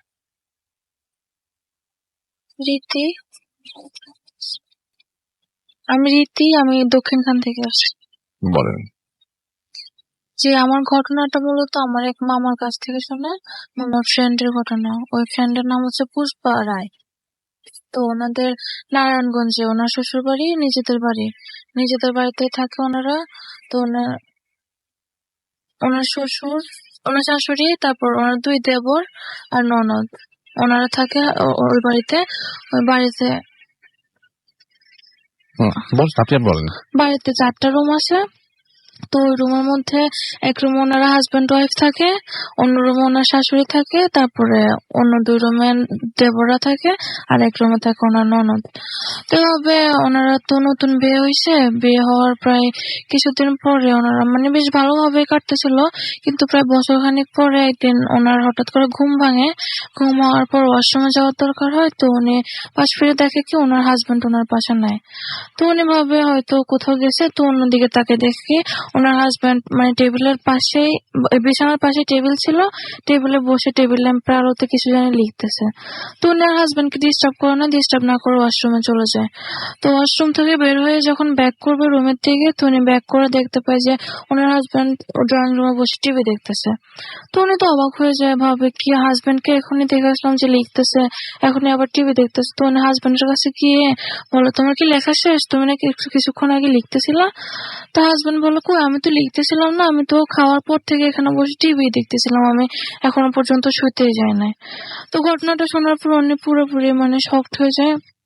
তো ওনারা হাজবেন্ড সহ আবার রুমে ব্যাক করে পুরো রুম সার্চ করে, বাট মানে ওখানে ওনারা 2 জন ছাড়া আর কেউ ছিল না। তো এভাবে যাওয়ার পরে মানে কিছুদিন কাটার পরে প্রায় মাসখানেক পরে আবার একটা ঘটনা ঘটে। তো উনি আবার হঠাৎ করে রাত্রে ওয়াশরুমে যাওয়ার প্রয়োজন হয়। তো উনি রাত্রেবেলা উঠে ওনার ওয়াইফ মানে হাজবেন্ড কার জায়গায় নাই, ভাবছে উনি নিজেই যাইতে পারবে। তো লাইটও জ্বালায় নাই। তো যখন বিছনা থেকে নামছে, তো বিছনা থেকে নেমে যখন নিচে পা দিবে, পাটা ওনার পরে একটা মানুষের হাতের উপর। তো উনি তো পুরো ভয়ে চিৎকার দিয়ে ওঠে। তো ওনার হাজবেন্ডকে জায়গায় বলে, কি বিছানার নিচে কেউ আছে? তুমি দেখো বিছানার নিচে কেউ আছে। তো ওনার হাজবেন্ড উঠে ওনারা লাইট জ্বালায় পুরো ঘর সার্চ করে, কাউকে পায় না। পুরো দরজা সব লক ছিল। বিছানার নিচে তো দূরের কথা, কোনো একটা বিড়াল টিড়াল বা কোনো পশু পাখিও নাই ওনাদের ঘরে। তো ওনারা এই ব্যাপারটা উনি অবাক হয়ে যায়। তো এই ব্যাপারটার পরে ওনার ওয়াইফ মানে মোটামুটি সব দিক থেকে মানে ভয় পাইতে থাকে চলাফেরা করতে বাসায়। তো এরপরে প্রায় 2-3 মাস পরে আরেকটা ঘটনা ঘটে, যে ঘটনার পর মানে ওনার ওয়াইফ মানে পুরোপুরি একবারে ভেঙে পড়ে, মেন্টালি ডিপ্রেসড হয়ে যায়। ঘটনাটা হচ্ছে ওনার ওয়াইফের একদিন রাতে তাও ঘুম ভাঙার পর ওনার জানালায় চোখ পড়ার পর উনি দেখে ওনার শাশুড়ি ফুল তুলতেছে ইয়েতে বাসার সামনে থেকে। তো উনি ভাবে হয়তো পূজার সময় হয়ে গেছে, আজকে ওনার উঠতে লেট হয়ে গেল। তো উনি তাড়াতাড়ি উঠে গোসল টোসল করে পূজার জন্য রেডি হয়ে ঠাকুর ঘরে গিয়ে বসে থাকে। তো ঠাকুর ঘরে বসে থাকার পরে প্রায় ঘন্টাখানিক হয়ে যায়, এখনো ওনার শাশুড়ি আসতেছে না দেখে। তো উনি কিছুটা অবাক হয়ে যায়, এখনই দেখলাম যে মা ফুল তুলতেছে, এখনো আসতেছে না। তো উনি গিয়ে ওনার শাশুড়ির রুমে যায়, গিয়ে ওনাকে ডাকে যে মা আপনি না ফুল তুললেন, এখন আবার শুয়ে পড়লেন যে, আপনার কি শরীর খারাপ? তো ওনার শাশুড়ি বলে কি আমি ফুল তুললাম মানে কি বলতেছো তুমি? তো উনি বলে কি আমি তো আপনাকে একটু আগে দেখলাম যে ফুল তুলতেছেন। তো ওনার শাশুড়ি বলে না আমি তো এখনো ঘুম থেকে উঠে না, আর ফুল কেন তুলবো, এখন তো রাত 3টা বাজে। তো উনি তো এই ঘটনাটা শুনে তাও অবাক হয়ে যায়। আবার ওনারা যেখানে ফুল গাছ থাকে ওখানে গিয়ে আবার চেক করে যে কেউ নাই। তারপরে এরপরে ওনারা মানে ওই ওনাদের বউকে মানে কিছুদিনের জন্য বাপের বাড়িতে পাঠায় দেয়। এই ছিল ঘটনা। ওকে, থ্যাংক ইউ ভেরি মাচ আপনার ঘটনার জন্য আপনাকে। এবং আমরা চলে যাব একটু SMS এ, এবং আমাদেরকে সুজাদ SMS করেছেন এবং আমাদেরকে বিপুল SMS করেছেন শেরপুর থেকে, এবং তিনি বলছেন আমি সবসময় আমি কোন মানে ভূত FM মিস করি না, আজকের ঘটনাগুলো অনেক ভালো লাগছে। অঙ্কন আমাদের SMS করেছেন যশোর থেকে, এবং তিনি বলছেন যে এই গরমে আচ্ছা একাকার শ্রুতি ভূত FM শুনছেন। ঈশা খুলনা থেকে আমাদের SMS করেছেন এবং সবগুলো স্টোরি আজকে অ্যামেজিং লেগেছে তার কাছে। এমডি রাসেল আর সুমন আমাদেরকে পোস্তগোড়া থেকে SMS করেছেন, এবং আমাদেরকে SMS করেছেন দেখতে পাচ্ছি রাফি। এছাড়া আমাদেরকে SMS করেছেন NH শাওন টাঙ্গাইল থেকে। আমাদেরকে আলামিন কাঁঠাল বাগান থেকে SMS করেছেন, এবং গাইবান্ধার স্টোরিটা অনেক ভয় ছিল, সত্যি ভয় পেয়েছে লিখেছেন। মোস্তাক বেইলি রোড থেকে লিখেছেন যে আমাদের বেবি মাহিশা, আমার ওয়াইফ প্রজাপতি এবং আমি একেবারেই ভূত FM শুনছি, একসাথে ভূত FM শুনছি এবং অনেক বেশি এনজয় করছি। রাহিব আমাদের SMS করেছেন ফ্রম ময়মনসিং, এবং তিনি এবং তার ওয়াইফ স্বর্ণা ভূত FM শুনছেন। হৃদয় পুরো সপ্তাহ ক্লান্তি কাটিয়ে ফ্রাইডে নাইটে ভূত FM শুনে আবার সপ্তাহ শুরু করতে দারুণ লাগে রাসেল ভাই, এবং এটা তার প্রথম SMS ছিল আই গেস। এছাড়া আমাদেরকে নাইম বলেছেন আজকের ভূত FM ভালো লাগছে, আমাদেরকে নাইস স্টোরি লিখেছেন হাসান। এছাড়াও রিজওয়ান আমাদের লিখেছেন যে ভয় লাগছে। শুভ গোপালগঞ্জ থেকে আমাদের SMS করেছেন। আবিদ আমাদের SMS করেছেন। রাজীব এবং লোপা SMS করেছেন রামপুরা থেকে। সম্রাট পাবনা থেকে আমাদের SMS করেছেন। আবেদ আমাদের SMS করেছেন উপশহর সিলেট থেকে। এছাড়াও সোহাগ আমাদের SMS করেছেন রংপুর থেকে। আমাদেরকে SMS করেছেন মেহেদি এবং সুমাইয়া SMS করেছেন আমাদেরকে রনি শিমু। এছাড়া আমাদেরকে নাইমুর খুলনা থেকে SMS করেছেন। জোসেফ নবাব আচ্ছা হ্যাঁ নববোর্ড থেকে সিলেট থেকে SMS করেছেন। নবাব রোড হবে এটা, ওকে নবাব রোড থেকে SMS করেছেন। এছাড়া আমাদের SMS করেছেন সারোয়ার হবিগঞ্জ থেকে। তামিম SMS করেছেন। ইমতিয়াজ আমাদের SMS করেছেন মতলব থেকে। এছাড়াও রেজওয়ান আমাদের SMS করেছেন ভয় লাগছে লিখেছেন। শুভ গোপালগঞ্জ থেকে SMS করেছেন, আমাদেরকে SMS করেছেন দেখতে পাচ্ছি। এছাড়াও এই মুহূর্তে আকরাম ঘাটাইল থেকে। নীলি আমাদের SMS করেছেন ঢাকা থেকে, এবং ভূত FM তিনি নিয়মিত শ্রোতা। আমাদেরকে SMS করেছেন তন্ময় অস্থির হচ্ছে লিখেছেন ইমন আমাদেরকে, এবং মাইক্রোবাসের স্টোরিটা আসলে খুব ইন্টারেস্টিং ছিল। আমাদেরকে সুজা এবং মানিক SMS করেছেন নিরালা খুলনা থেকে, এবং আমাদেরকে SMS করেছেন দেখতে পাচ্ছি আরো অনেকেই। তো যদি আপনারা যারা SMS করতে চান তারা SMS করতে পারেন। মোবাইলের মেসেজ অপশনে গিয়ে টাইপ করুন ফুর্তি FORTI ফুর্তি, স্পেস দিয়ে লিখুন আপনার নাম, স্পেস দিয়ে আপনার মেসেজ পাঠিয়ে দিন 9840 নাম্বার। যারা আমাদের ইমেল করতে চান আমাদের ইমেল অ্যাড্রেস হচ্ছে bhutfm@radiofurti.fm, which is BHWTFM@radioforti.fm। আপনার নাম ঠিকানা এবং ফোন নাম্বার সহ আপনার জীবনে ঘটে যাওয়া বা আপনার জানা সেরা ঘটনা লিখে পাঠিয়ে আমাদের কাছে। ঘটনার শুরুতে অবশ্যই উল্লেখ করবেন যে ঘটনাটি আপনি স্টুডিওতে এসে শেয়ার করতে চান নাকি আপনি চান আপনার ঘটনা আমরা পড়ে শোনাই। আর যারা দেশের বাইরে আছেন তারা সরাসরি কিন্তু অডিও ক্লিপ পাঠিয়ে দিতে পারেন। এবং আমরা চাই পৃথিবীর সমস্ত হন্টেড প্লেস গুলো সম্পর্কে জানতে, যেগুলো ইন্টারনেটে পাওয়া যায় সেগুলো না, আপনার কাছ থেকে দেখা। আপনার বাসার পাশের যে গাছটি, আপনার বাসার যে পুকুরটি, আপনার বাসের পাশের যে পরিত্যক্ত যে পার্কটি বা স্কুলটি বা যে কোনো কিছু, বা জমিদার বাড়িটি যেটা মানে অ্যাবান্ডেন্ট এবং যেটা নিয়ে অনেক কাহিনী আছে, এবং যে জায়গাটায় অনেক, এবং আপনার কোন একটা জায়গা হয়তো স্পুকি লাগে আপনার নিজের কাছে, এবং এটা পৃথিবীর যে কোনো জায়গায় হতে পারে, বাংলাদেশের এবং যত জায়গায় বাঙালি আছে তাদের সবাইকে রিকোয়েস্ট করব এই ঘটনাগুলো লিখে পাঠিয়ে দিন আমাদের কাছে। আমরা পড়ে শোনাতে চাই আপনাদের ঘটনা, আমরা ইনভাইট করতে চাই আপনাদেরকে, এবং সবচেয়ে বড় কথা হচ্ছে আমরা যেতে চাই আপনাদের কাছে এবং ঘটনা কালেক্ট করে নিয়ে আসতে চাই। সুমন সরকার আমাদের লিখেছেন গ্রামের ঘটনা শুনতে চাই। তার আগে সুমন সরকার আপনাকে একটা কোশ্চেন করি আমি, যে গ্রামের ঘটনা আজকে হয়েছে কি? আপনি কি শুনেছেন নাকি গ্রামের ঘটনা শুনতে চান, জাস্ট এটা লিখে আপনি আপনার দায়িত্ব পালন করেছেন? আমাদেরকে এছাড়াও অনেক এসএম এখানে দেখতে পাচ্ছি ফেসবুকে লিখেছেন, রায়হান কাইসার আমাদের এখানে লিখেছেন, এছাড়াও আমাদের এখানে লিখেছেন দেখতে পাচ্ছি তৃতীয় নয়ন, এছাড়াও আমাদেরকে লিখেছেন রিফাত ভুঁইয়া, এবং আমাদেরকে এছাড়াও দেখতে পাচ্ছি লিখেছেন যে হিমেল হাকিম, এছাড়াও আমাদের এখানে ট্র্যাজেডি বয় রুবেল আমাদের এখানে লিখেছেন, এমডি রিফাত, এছাড়া আমাদের এখানে পারভেজ রহমান সহ আরো অনেকে লিখেছেন। আমি অবশ্যই বলবো যে আপনারা যারা এখানে লিখছেন এবং যারা আপনারা আমাদের সঙ্গে রয়েছেন তারা অবশ্যই বলবেন কোন ঘটনা ভালো লাগছে, কোন ঘটনা খারাপ লাগছে, কেন ভালো লাগছে, কেন খারাপ লাগছে, সেগুলো সবকিছু লিখতে পারেন। কারণ খারাপ লাগলেও লিখতে হবে এই কারণে, যারা খারাপ লাগছে এই কথাটা লিখছেন তারা ডেফিনেটলি ভাবছেন যে আমরা এর চাইতে আরো ভালো করতে পারি, সেই জন্য আপনারা লিখছেন যে আরে ভূত ফিল্ম দিয়ে চাইতে ভালো হতে পারে। হ্যাঁ, সো আমরা সেটাকে অ্যাপ্রিসিয়েট করি। And thank you very much আমাদের সঙ্গে থাকার জন্য। আমাদের ছোট্ট বিরতিতে যেতে হচ্ছে, আমাদেরকে বিরতির পরে আবারও ফিরে আসবো আপনাদের সঙ্গে নতুন অতিথি নিয়ে। সেই পর্যন্ত আমাদের সঙ্গেই থাকুন। স্টে টিউনড টু রেডিও ফুর্তি এন্ড ডোন্ট স্টপ দ্য ফুর্তি। Mood FM. The night comes alive with Gramophone.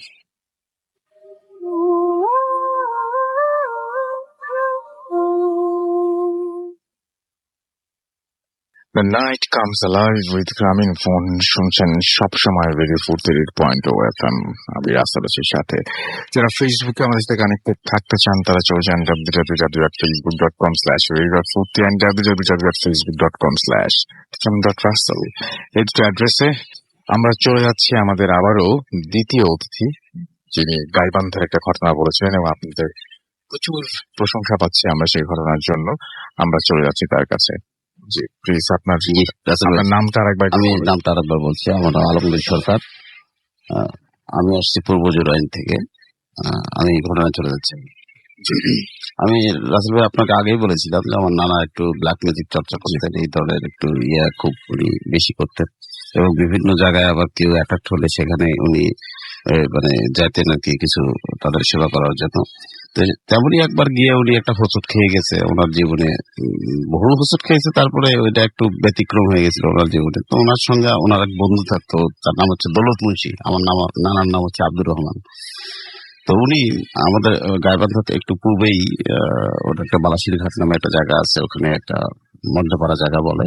তো ওইখানে একটা লোক মানে তাদের আত্মীয়র মধ্যেই, তো ওই লোকটা মাছ মারতে গিয়েছিল আর কি, এক নদী ছোট্ট একটা নদী আছে আমাদের কাছে ওখানে। তো সে মাছ মারতে গিয়ে ওই পলাই আর কি জাতীয় ওই যে সাপ দিয়ে যে মারে, তো উনি যখন কয়েকটা সাপ দেওয়ার পরে একটা নাকি মাছ হাতে লাগছে আর কি, এটা খুঁজে দেখে টাকি মাছের মতো একটা মাছ, বেশ বড় সড়ো।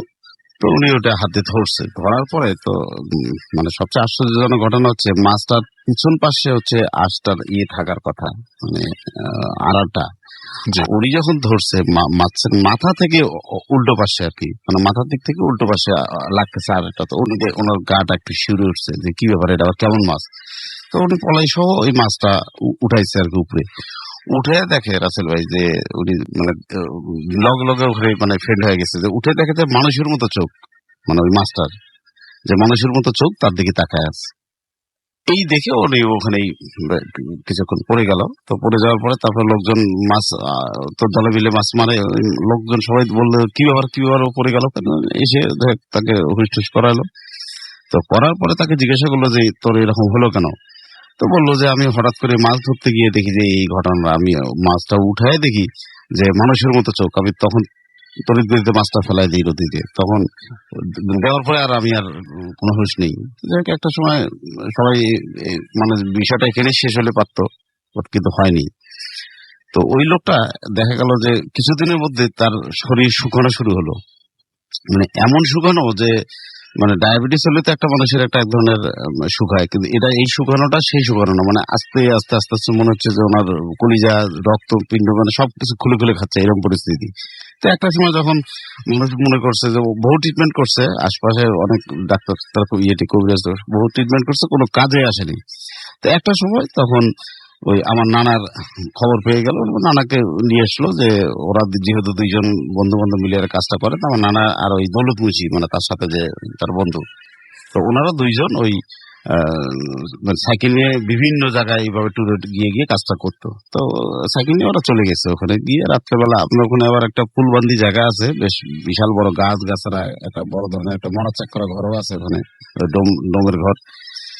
তো সব মিলে ওনারা যখন ওই বাড়িতে গিয়ে পৌঁছার পরে তো রোগী তখন মোটামুটি একদম মানে মানে একদম বিছানা শয্যা হয়ে গেছে, মানে শয্যাবিহীন হয়ে গেছে। তো লোকজন, তো কিছু মহিলা তাকে ওই ঘরের মধ্যে ওই তাকে চিৎ করে শোয়া, তার পায়ে সরিষার তেল দিয়ে ইয়ে করতেছে, মালিশ করতেছে, আর ওই একটা কুপি জ্বালায়, মানে লাভ জাতীয় জ্বালায় তার সামনে করে রাখছে। মহিলারা মোটামুটি তাকে ই করতেছে। আর আমাদের ওখানে মানে একটা জিনিস হলো যে তুলারাশির জাতকের কিছু একটা লোক থাকে যে তাদেরকে পাতা বলে আর কি আমাদের দেখি। তো ওটা দিয়ে আসন করা হয় তাকে দিয়ে, মানে ওই সলভ করার জন্য। তো তখন আমার ওই নানা তার বন্ধু মিলে ওই লোকটাকে তখন ওই তার দুই হাতে সরিষার তেল লাগাই দিয়ে তাকে আসন দিয়ে দিছে, দিয়ে এখন মানে তাকে সলভ করবে। তো ইন্ডিমিটাবে মন্ত্রটা তো পড়ছে, সবকিছু পড়ছে। তো এমন সময় দেখে যে পশ্চিম উত্তরে, ওই বাড়িটার পশ্চিম উত্তরে জ্যোৎস্না রাত, একদম ফটফটে চোখে সবকিছু স্পষ্ট, মানে দিবালোকের মতো। কিন্তু ওই পশ্চিম আর উত্তর পাশে দেখে ওই কোনাসে দিয়ে একটা বাঁশঝাড় আছে ওনাদের, ওই ওই বাড়ির ওই এলাকার বাঁশঝাড় ছিল। তো দেখে যে হঠাৎ অন্ধকার, মানে এমন এক অন্ধকার অবস্থা পরিবেশ বিরাজ হলো যে মানে যে এখনই দেখা যাচ্ছে সব দিকেই দিনের আলোর মতো চাঁদের আলোটা, আর অথচ ওই জায়গাটা কেন কালো হয়ে গেল। হঠাৎ কালো অন্ধকার হয়ে একটা পাক দিয়ে ওই বাঁশের ঝাড়ের একদম বিশাল করে একটা বাতাসটা জুড়ে তারপরে এসে ওই পাতাটা, যে আসন দিছে যে লোকটারে, পাতাটা তাকে উঠায় একটা আছাড় দিল। এমন আছাড় দিয়ে দিছে, তার নানা বললো যে তার এক জিভা বের হয়ে গেছে, অনেকটা এরকম পরিস্থিতি। তো ওরা তো মনে করছে তো মরে গেছে। তারা দুইজন করছে কি, দুই বন্ধু মিলে এখন মানে পটলাবাটলি গুছাইতেছে যে এখন পালানো ছাড়া তো বুদ্ধি নেই, মনে করছে যে এ তো মরে গেছে। তো যাই এখানে ঘটনাটা শেষ হলে পারতো। তো সবচেয়ে যে বড় দুঃখজনক ঘটনা হলো যে ওই পাতাটারে ওখানে ফেলায় দেওয়ার পরে ওখান থেকে একটা অবয়বের মতো, একটা বাতাসের মতো একটা দ্রুত গতিতে ওই যে রোগীটা যেখানে ছিল, যে ঘরটাতে তাকে পাহারা দিচ্ছিল মহিলারা, ওই রোগীর ঘরে গিয়ে একটা বাতাসের মতো, পরে মহিলারা তখন তাকে বলছে, মানে নানারা যেটা জানছে পরে, যে ওই মহিলাদেরকে হঠাৎ করে একটা বড় বললো একটা বাতাস অনুভব হলো, একটা আসলো, এসে একটা অবয়বের মতো একটা লম্বা, মানে 43 ফিট, মানে মনে হচ্ছে টিনের চাল ভেদ করে যেন মানে আকাশের মতো উপরে উঠে গেছে, এরকম একটা অবয়ব। তার ঠিক পাটা ওই লাশ, যে লোকটাকে আর কি রোগী, মানে যে লোকটাকে চিৎ করে শোয়ায় যে তাকে ইয়ে করছে, ওই তার গলা বরাবর একটা পা এমন চাপ দিল, লোকটার সাথে সাথে ক্যাচ করে উঠে মারা গেল। এই চিল্লাপালা মহিলারা সব কান্নাকাটি শুরু করছে যে মারা গেল এই করতে করতে পরে একটা সময় নানা আর ওই সেই দৌলত মুছি, ওনারা দুইজন সাইকেল নিয়ে রাসেল যেই পরিমাণে দৌড়ানি দিছে, মানে জীবনে আমরা এরকম কোনোদিন ভয় পাইনি, যা আমাদের জীবনে এইরকম ভয়। তো এই পরে আরো সবচেয়ে বড় আশ্চর্যজনক ঘটালো, নানার এবং তার বন্ধু যখন আসতেছিল, ঠিক ওই যে সেই পুল গাছের ওখানে যে ছিল, ওইখান থেকে আমার নারে বলতেছে, আব্দুর রহমান আমার একটু নিয়ে যা, একটু খারা। কিন্তু বলি এত আমরা 5-7 মাইল দূরের এলাকা থেকে আসছি এখানে একটা ইয়ে করতে, এখানে আমাদের চিনলোকে। তো নানার দৌলত মুন্সি তাকে বলতেছে পিছনের দিকে তাকাস না, তাড়াতাড়ি দৌড়া। নানা পিছনে ছিল, তো এখন এত জোরে সাইকেল বলা চালাচ্ছে, নানার যে সম্পূর্ণ শরীর ঘেমে, মানে তার শরীরে যত শক্তি ছিল এই শক্তি দিয়ে সাইকেল চালাচ্ছে, বাট মনে হচ্ছে যে সাইকেল আগাচ্ছে না। কিন্তু ওদিক থেকে আবার বলতেছে যে আব্দুর রহমান আমরা নিয়ে যা খারাপ। এই করতে করতে যখন সে দাঁড়ালো না, তখন বললো বেটা বাঁচিয়ে গেলি, তখন কবিরাজি আজকে মানে শিখাইতাম যে কেমনে কবিরাজি করিস তোরা, এই কথা বলে তখন এই নানা তো ওরা দুইজন দৌড়তে সামনে একটা বাড়ি পেয়ে কোন রকমে বাড়িতে যা বসে ডাক দিয়ে বলছে ভাই আমাদেরকে একটু পানি খাওয়ান, বলেই ওখানে পড়ে গেছে নানা, দুইজনের সেখানে। এই তারপরে সকালবেলা খবর টোর পেয়ে তো আমাদের এলাকা থেকে লোকজন গেল, যা আমরা পরে আমাদের নিয়ে এসছে। এই ছিল আমার মোটামুটি ঘটনাটা। ওকে, অনেক ধন্যবাদ আপনাকে। আমরা আমাদের পরবর্তী ঘটনায় যাই, তারপরে আমরা এসএমএস এবং অন্য সবকিছুতে আসি। আপনার নামটা প্লিজ একটু বলবেন আমরা, এবং আপনি কোথা থেকে এসেছেন সেটা একটু আমাদেরকে বলেন। জি ভাইয়া, আমি মোহাম্মদ আনাস, আমি মগবাজার থেকে এসেছি। জি। তো ভাইয়া আমি সরাসরি আমার ঘটনা চলে যাচ্ছি। আমার গ্রামের বাড়ি সিলেট, যদিও আমি মানে সিলেটে তো আমার একটা যাওয়া হয় না, তো আমি 2বার গেছি সিলেটে, একবার আমার মা বাবার সাথে এবং লাস্ট বার যাই আমার ফ্রেন্ডসদের সাথে।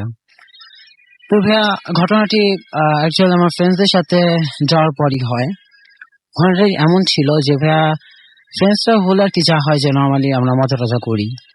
তো ভাইয়া আমরা রাত্রের বেলা ডিসাইড করলাম যে আমরা বের হব, মানে গ্রামটা ঘুরবো। তো ভাইয়া যখন আমরা বের হলাম, দেন আমরা মানে আসলে ভাইয়া নর্মালি মানে আমাদের গ্রামের মানে আমাদের বাসাটা আপনার রোড থেকে একটু বেশি দূরে ছিল, যার কারণে হেঁটে হেঁটে আসতে হতো, মানে অনেক দূর পর্যন্ত হাঁটতে হতো। তবে আমরা সড়ক দিয়ে হাঁটছিলাম, রোড দিয়ে।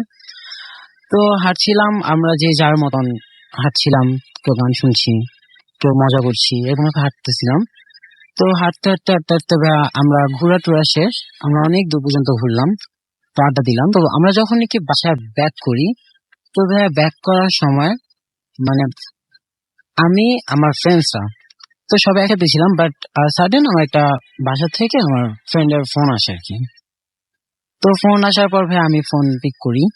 ফোন পিক করার পর আমি ওদেরকে বলেছি যে আমার ফোন দিচ্ছে, তো ওর সাথে একটু কথা বলছি। তো আমি কথা বলতেছিলাম, তো কথা বলতে বলতে মানে আমি একটু বেশি কথা বলছিলাম, যার কারণে ভাই আমার ফ্রেন্ডরা যেমন আয়াজ, নোমান, হীরা, মানে আমার কিছু ফ্রেন্ড আছে, তো ওরা ভাইয়া খুব বিরক্ত ফিল করতেছিল যে আমি ঘুরতে আসছি ওদের সাথে, তো কেনই না আমি ওদেরকে টাইম দিচ্ছি না, কারণ আমি ফোনে বেশি টাইম স্পেন্ড করছি। তো যাই হোক ভাইয়া, ওরা ব্যাপারটা মানে একটু খারাপ ভাবে নিল যে ওদের সাথে টাইম স্পেন্ড করলাম না। যাই হোক, তো ওরা জানতো নর্মালি যে আমি মানে ভূত জিন যাই হোক এগুলাকে একটু মানে বেশি ভয় পাই। তো ভাইয়া আমি ভয় পাই, তো ওরা জানতো যে ভয় পাই, তো ওরা যদি মানে উল্টা পুল্টা কিছু করে বা যদি ফানও করে তাহলে আমি ব্যাপারটা সিরিয়াসলি নিয়ে নেবো। তো যাই হোক বাবা, ওরা আমার ভয় দেখাইছে। তো ভাইয়া ফার্স্ট অফ অল যখন ওরা আমার ফার্স্টে ভয় দেখাইছে, তখন আমি বুঝতে পারছি যে না, ফ্রেন্ডরাই ফান করতেছে, তো ওইরকম ভাবে ব্যাপারটা নেওয়ার কিছুই নেই। বাট ভাইয়া মানে রাস্তাটার কিছু ডিসক্রিপশন দেই। মানে আমরা যে রোডে হাঁটছিলাম, এর দুপাশেই ছিল মানে এক পাশে ধান ক্ষেত এবং এক পাশে একটা নদী ছিল ভাইয়া, বিশাল এক নদী। তো আসলে ভাই আমরা হাঁটতেছিলাম, তো তেমন এক অবস্থায় ওরা আমাদের ভয় দেখানোর জন্য কেউ কেউ মানে ধান ক্ষেতের এখানে চলে যাচ্ছে, কেউ কেউ গাছের পাশে চলে যাচ্ছে, কেউ কেউ বা আমার পিছনে পিছনে হাঁটতেছে, বিভিন্ন রকমের সাউন্ড করতেছে। তো ওরা এরকম করতেছে, তো ভাইয়া আমি ব্যাপারগুলো দেখতেছি, তো যার কারণে নর্মালি ছিলাম। কিন্তু ভাইয়া এক সময় ফোনে কথা বলতে বলতে মানে ওদের বলছি যে ডিস্টার্ব করিস না, আমি একটু ফোনে কথা বলতে বলতে বলতে আমি মানে একটু বেশি সামনে গিয়ে যাই, যার কারণে মানে ওদের থেকে আমার ডিস্টেন্স একটু বেশি ছিল। তো ভাইয়া কাহিনীটা অ্যাকচুয়ালি সেখানেই হয় আর কি। তো আমার কাহিনীটা এটা ছিল ভাইয়া যে আমি হাঁটতেছিলাম, তো ভাইয়া পিছন থেকে ওরা ওই যে বললাম সাউন্ড করতেছিল, তো ভাইয়া তেমন এক মানে কিছু কিছু মানে সাউন্ড মানে সাধারণ না ভাইয়া, মানে একটু অন্যরকম সাউন্ড, দেন কিছু বাজে গন্ধ আমি ফিল করতেছিলাম। তো ভাইয়া এরকম গন্ধ ফিল করতেছি, বাজে কিছু মানে এরকম উল্টোপাল্টা সাউন্ড আসতেছে। তো ভাবলাম যে না, এটা মেবি আমার হ্যালুসিনেশন হইতেছে, তো ব্যাপারটা আমি নর্মালি নেই। কিন্তু ভাইয়া আমি যখন আরেকটু সামনে বাড়ি, তখন দেখি যে মানে আমার থেকে 4-5 হাত লম্বা একজন আমার সামনে দাঁড়াই ছিল। তো ভাইয়া আমি ব্যাপারটা দেখে আমি ওখানে যে সাইলেন্ট স্টপ হয়ে যাই। বাট ভাইয়া আমি ভাবছি যে না, মেবি আমাদের একটা ফ্রেন্ড আছে তন্ময়, একটু লম্বা, তো আমি ভাবছি যে না মেবি ও। তো ভাইয়া যেহেতু রাত ছিল, ফেস ভালো মতন দেখা যাচ্ছিল না, কিন্তু আমি ফিল করতে পারছিলাম যে সামনে কেউ দাঁড়ায় আছে, মেবি আমার ফ্রেন্ডই। তো ভাইয়া আমি মানে আমার ফ্রেন্ড মনে করে আমি বলতেছি যে তোমার ফাইজলাম করিস না, এখানে আয়। তো আমি তাই ডাকতেছি ভাইয়া, কিন্তু সে আসতেছিল না, সে দাঁড়াচ্ছে যে মানে দাঁড়াই আছে। তো ভাইয়া দাঁড়াচ্ছে, তো আমি ভাইয়া গেছি কোন রকম, আমি সামনে গেছি। তো আমি যতই সামনে বাড়ি সে ততই পিছনে যায়, আমি যতই সামনে বাড়ি তার রাখার জন্য সে ততটাই পিছনে যায়। আবার আমি যখন পিছনে যাই তখন সে আমার সামনে আসে। তো ভাই এরকম ফাইজলাম করতেছে। তো এরকম করতে করতে ভাইয়া মানে অ্যাকচুয়ালি হয়েছে কি, যখন আমি বেশি ভয় পাই যাই, তো মানে আমি যখন কি তার স্পর্শ করতে যাই, মানে আমি তার সামনে যাই, তো তখনই ভাই পিছন থেকে আমার ফ্রেন্ড আসে মানে ঠিকঠাক করে ওঠে, যার কারণে পিছনে ঘুরে ভাইয়া যা সেন্সলেস হয়ে যাই। ওকে, থ্যাংক ইউ সো মাচ আপনার ঘটনার জন্য, আপনাকে অনেক ধন্যবাদ। আমরা চলে যাচ্ছি আমাদের আমাদের SMS এ, এবং সজীব ময়মনসিংহ থেকে আমাদের SMS করেছেন এবং আমাদেরকে SMS করেছেন দেখতে পাচ্ছি। আমাদেরকে SMS করেছেন দেখতে পাচ্ছি সারওয়ার কেরানীগঞ্জ থেকে। এছাড়াও আমাদেরকে SMS করেছেন নারায়ণগঞ্জ থেকে MD জুমান। এছাড়াও আমাদেরকে আনোয়ারুল SMS করেছেন এবং SMS করেছেন আমাদেরকে ইমতিয়াজ মতলব থেকে, এবং আমাদেরকে SMS করেছেন দেখতে পাচ্ছি আমাদেরকে SMS করছেন দেখতে পাচ্ছি মেজবা, আচ্ছা ইমতিয়াজ, তার ছোট ভাই মোহসেন, তারা সবাই একসাথে ফুর্তি অ্যাপ দিয়ে শুনছেন। আমাদেরকে তানিয়া নরসিংদী থেকে SMS করেছেন এবং আমাদেরকে SMS করেছেন দেখতে পাচ্ছি ফাহিমা। এছাড়াও আমাদেরকে SMS করেছেন দেখতে পাচ্ছি ময়মনসিংহ থেকে, আমি নামটা পড়তে পারলাম না। এছাড়াও পালকি আমাদের SMS করেছেন এবং পালকি মাসুম আমাদের SMS করেছেন। আহিয়া মাহমুদ আমাদের SMS করেছেন দেখতে পাচ্ছি আরো অনেকেই। আপনি যদি SMS করতে চান মোবাইলের মেসেজ অপশনে গিয়ে টাইপ করুন ফুর্তি FORT ফুর্তি, স্পেস দিয়ে লিখুন আপনার নাম, স্পেস দিয়ে আপনার মেসেজ পাঠিয়ে দিন 9840 নম্বরে। একটা ছোট্ট বিরতিতে যাব আমরা, বিরতির পরে আবারও ফিরে আসবো। সেই পর্যন্ত আশা করছি আমাদের সঙ্গে থাকবেন, কোথাও যাবেন না। স্টে টিউনড টু রেডিও ফুর্তি।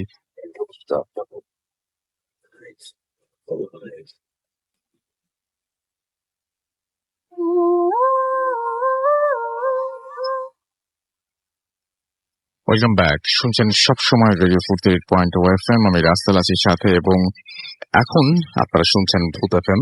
আমি দেখতে পাচ্ছি যে আরো অনেকেই আমাদের সঙ্গে আছেন এবং লিখছেন তারা ফেসবুকে।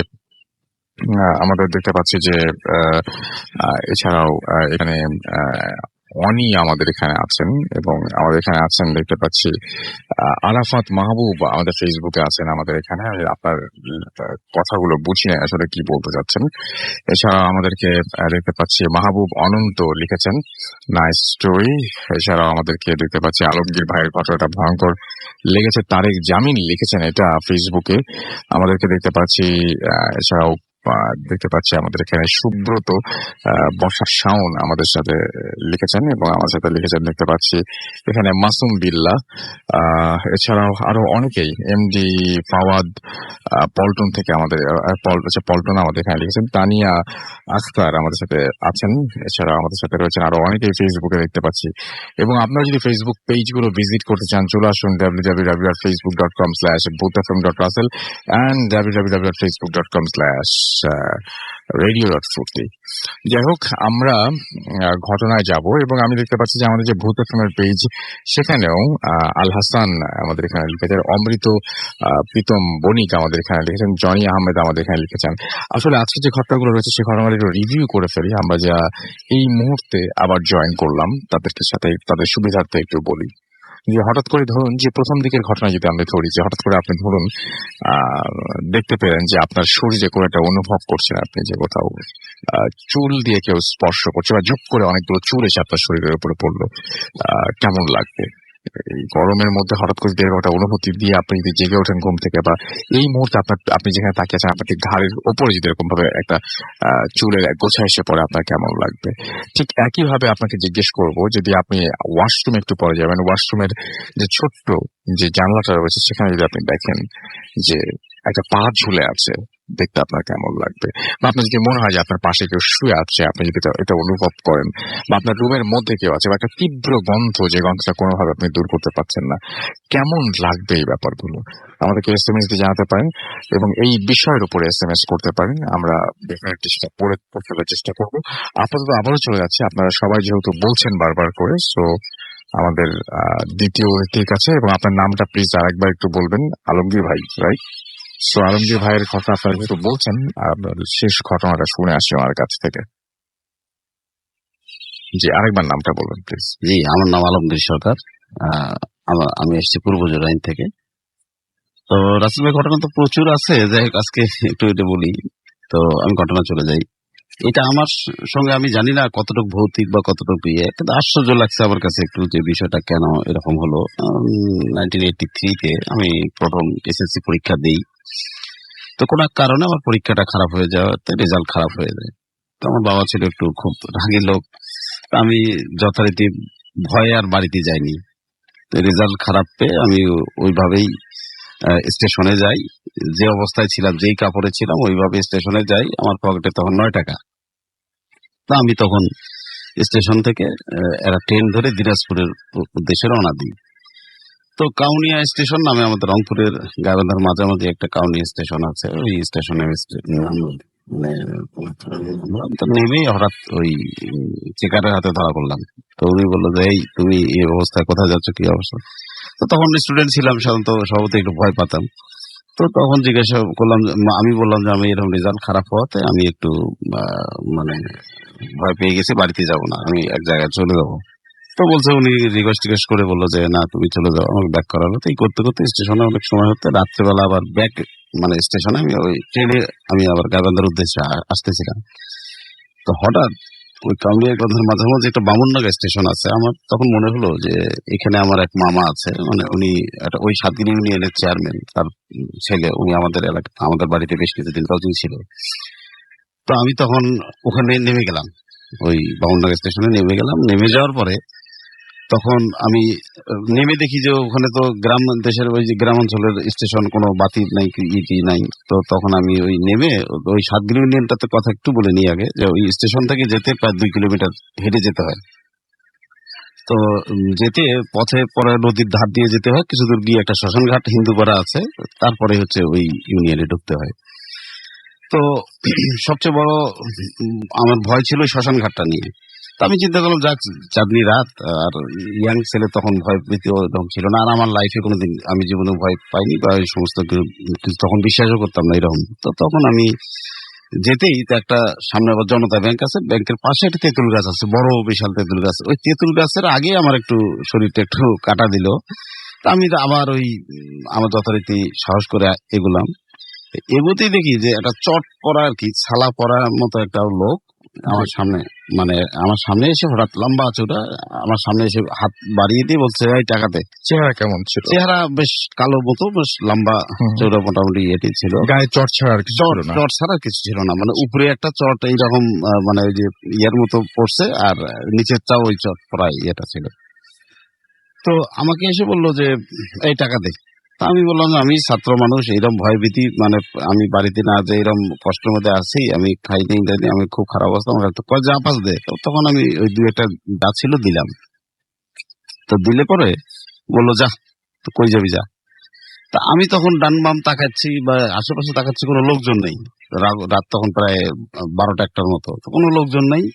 তা আমি পিছনে আমি কৌতূহল বশত তাকালাম না যে লোকটা কোন দিকে গেল, বা আমি মনে করলাম তেঁতুল গাছের বোধ হয়তো ওই মোচড় দিয়ে ওই পিছনে গিয়ে দাঁড়াইছে বা এই ধরনের কিছু একটা হবে। তো দেখলাম যে না, লোকটা নাই। তাই মনে করলাম হয়তো কোনো জায়গায় ঘুরে ঘুরে যে গেছে। তা আমি তার মতো করে চলে গেলাম, আমি আমার মতো। তো যখন আমি ওই রাস্তা দিয়ে কিছু দূর এগুলোই নদীর লাইনটা আর কি, রাস্তার নদীর ঘাট দিয়ে এগোতে হবে শ্মশানঘাটের দিকে।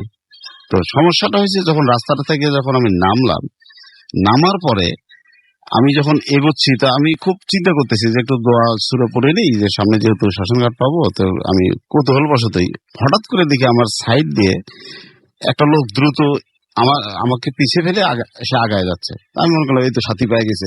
তো ওনাকে ডাকলাম যে ভাই একটু দাঁড়ান না, একসাথে যাই। আপনি কোন দিকে যাবেন? আমি তো সামনে যাবো, আসেন একসাথে।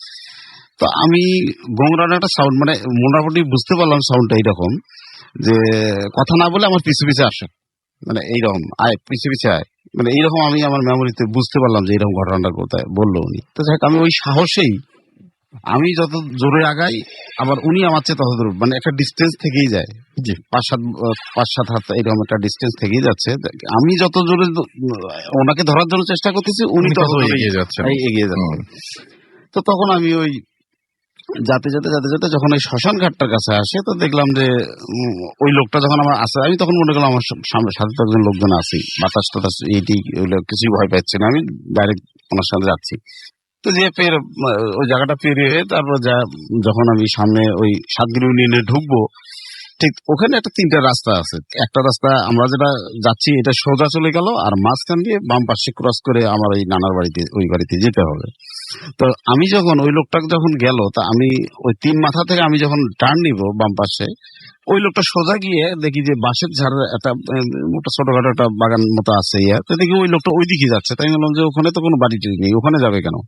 তো দেখি ওই জায়গায় যাওয়ার পরে আর লোকটা দাঁড়ান আমি কোনো খবরই পেলাম না। পরে আমি আস্তে করে বাম পাশে টার্ন নিয়ে চলে গেলাম আমার নানার বাড়িতে, যাই আমার মামাকে নানাকে ওদেরকে ডাকে উঠাইলাম। ওরা বলে এত রাত্রে তুই কিভাবে আসলি, এত শ্মশান ঘাট এত নদীর ঘাট কিভাবে, কি ঘটনা? তখন আমি নানাকে বললাম যে না আমি ভয়ও পাইনি, আবার অদ্ভুত একটা ঘটনা আমার কাছে কেন যেন মনে হলো যে একটা লোক আমাকে একটা প্রথমত পাগল একটা তেঁতুলের গাছের নিচে আমাকে আমার কাছ থেকে টাকা চাইলো, আমি টাকা দিলাম।